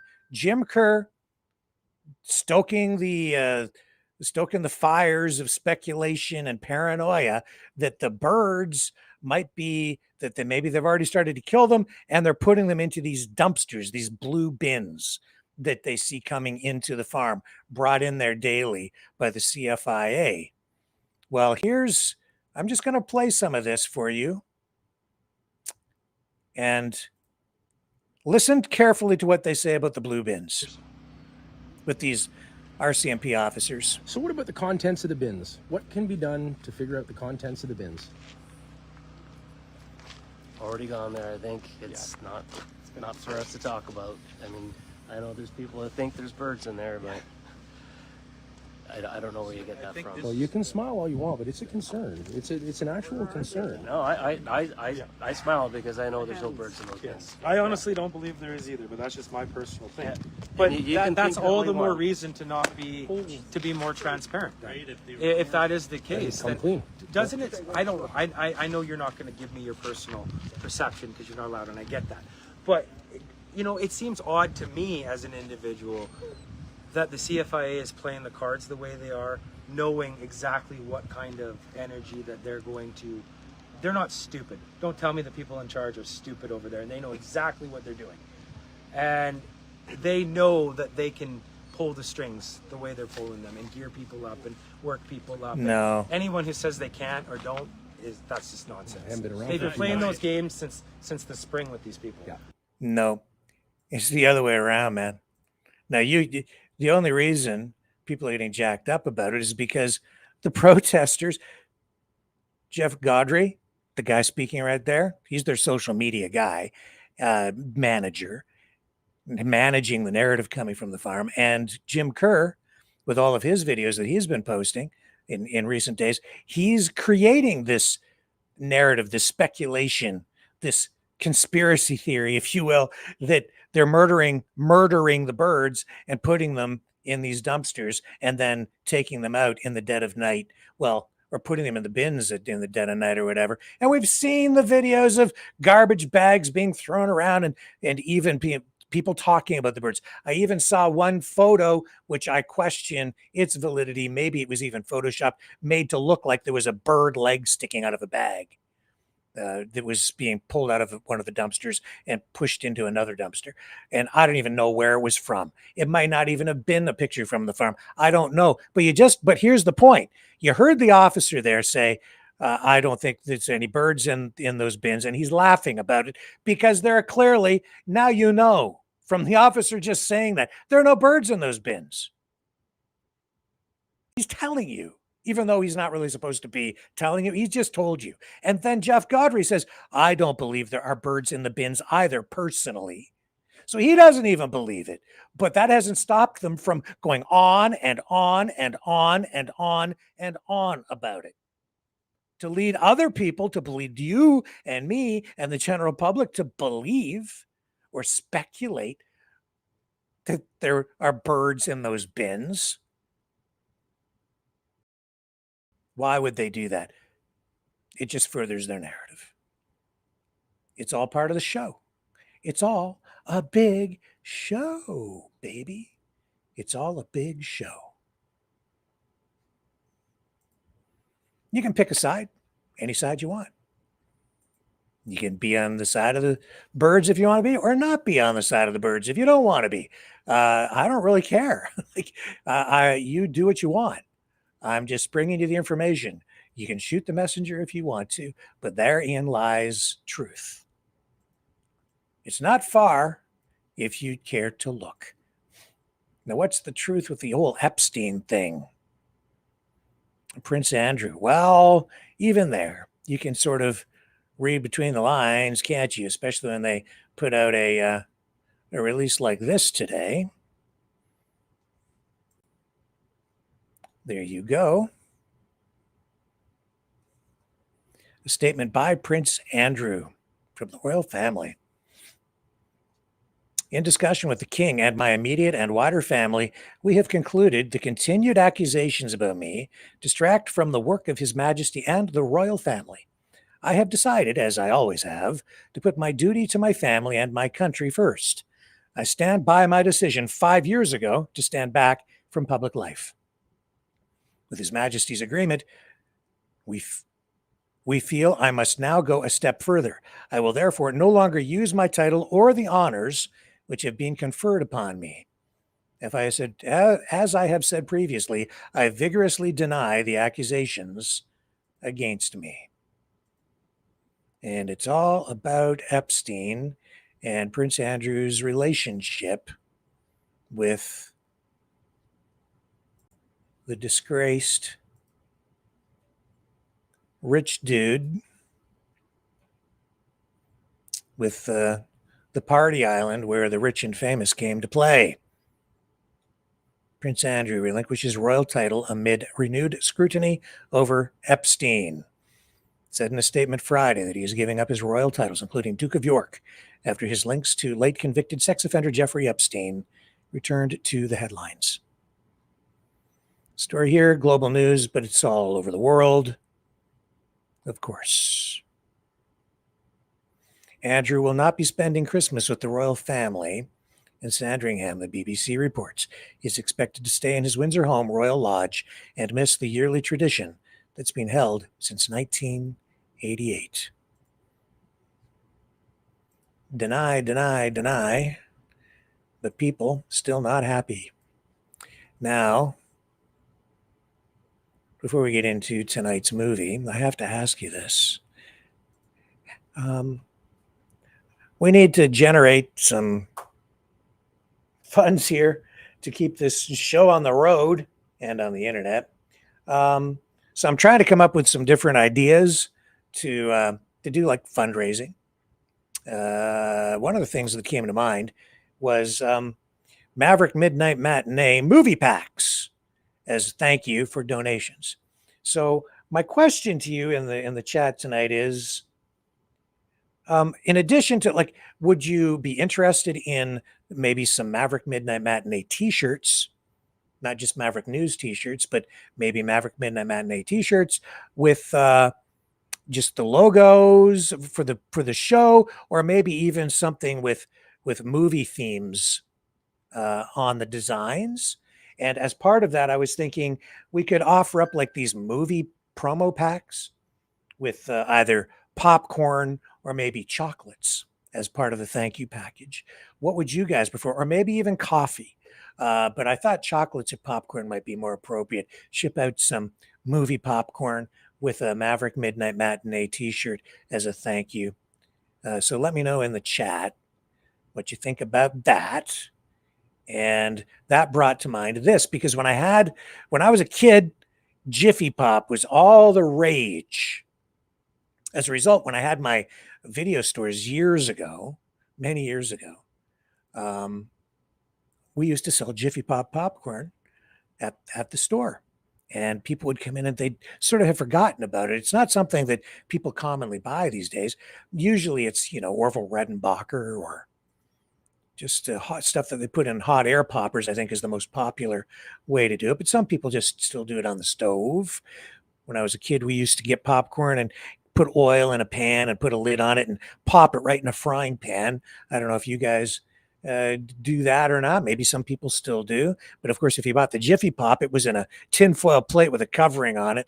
And that made me think of the old commercials back in like the early 1970s and late 1960s. The one in particular, this is the one that I remember as a very, very young kid. And that's what advertising works, because this one stuck with me. As faded as this video is, it still brings back memories for me. I hope it does for you tonight too.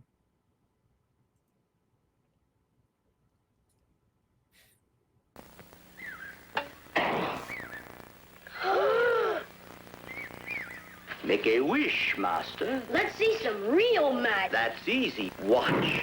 Jiffy Pop! Jiffy Pop, Jiffy Pop, the magic treat. As much fun to make as it is to eat.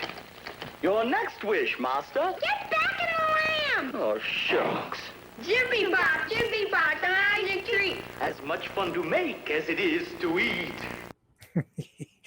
Jiffy Pop, the magic treat. As much fun to make as it is to eat. Did you guys ever have Jiffy Pop?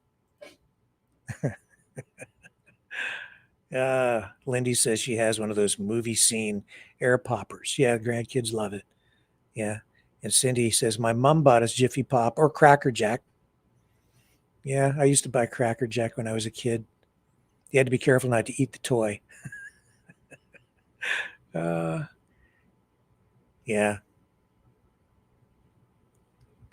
Okay, Lindy, send me some, Rick. I'd happy to sell them in my store. Cool.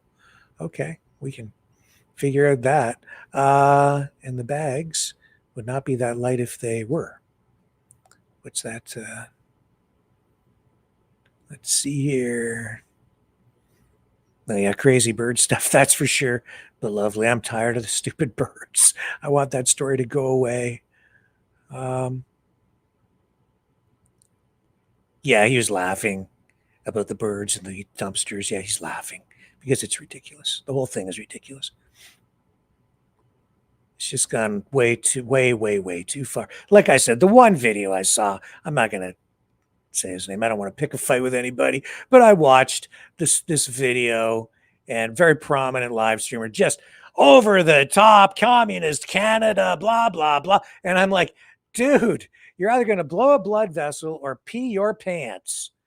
You got to settle down a little bit, man. Yeah, it's just so crazy. Pro Immune says, not fair, Rick, not fair, not fair. What was not fair? What did I do wrong now? And Pro Immune says, maybe we should have stopped guessing at this point. I don't know. Did I do something wrong? Did I do something wrong by giving away a t-shirt? Well, email me if there's an issue, and I'll fix it, okay? Whatever it is, don't be mad at me over the t-shirt. It's not worth it. I'm sorry. It's just Gilligan's Island. That's the movie tonight, Rescue from Gilligan's Island. So stay with me. We're going to close off this segment, which is the Maverick News program. And we're going to come back on the other side with Maverick Midnight Matinee. Let me just, what do you want? What are we going to close off with? Because it's all about a show. We've talked about reality, a reality show. That's what we're dealing with here. Oh, my hard drive is freezing. Here we go. Let's go back. And I know what I'm going to run.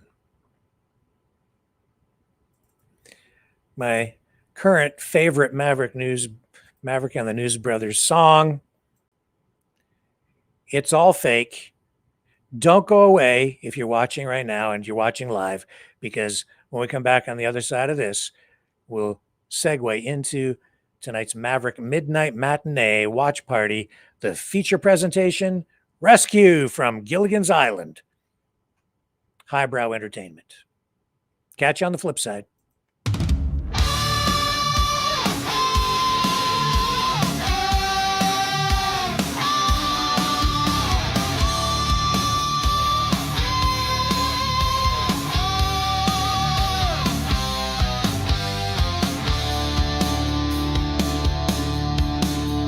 Biden's a bot, Charlie's alive. Elvis flips burgers on the Lower East Side. 10 Trumps mask up on your phone. Shilling mean coins by remote drone.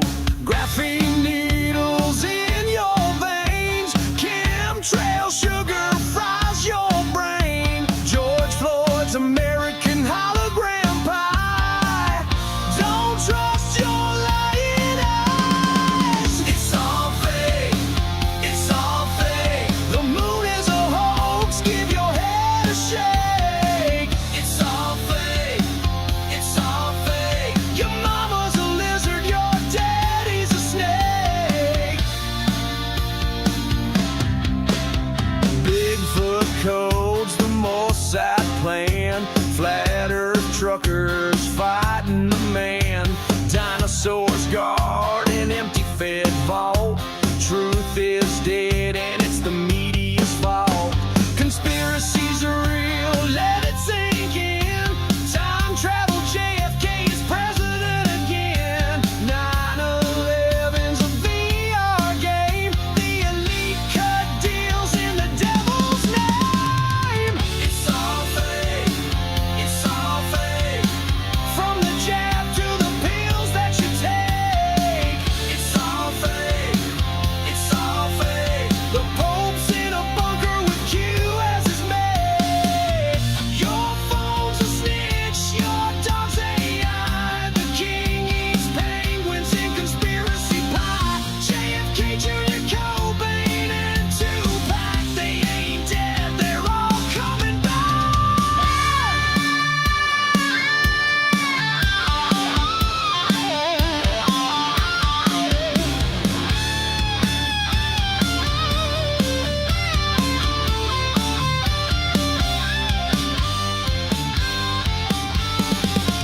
It's all fake.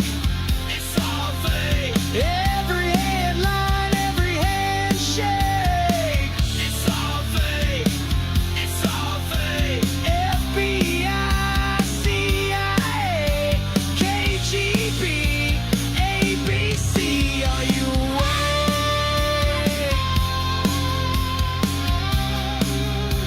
Don't believe your lying eyes. It's all fake. It's all fake.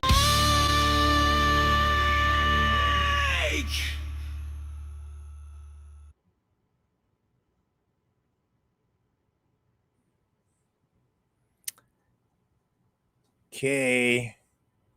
If you are watching on YouTube, you have to go over to our Rumble channel as we now move into our next program, Maverick Midnight Matinee, because YouTube doesn't like it when we run these old movies on their platform. See you over on Rumble or one of our other social media platforms like Twitter and Twitch and some others on the other side of this. Here we go. Cue Maverick Midnight Matinee.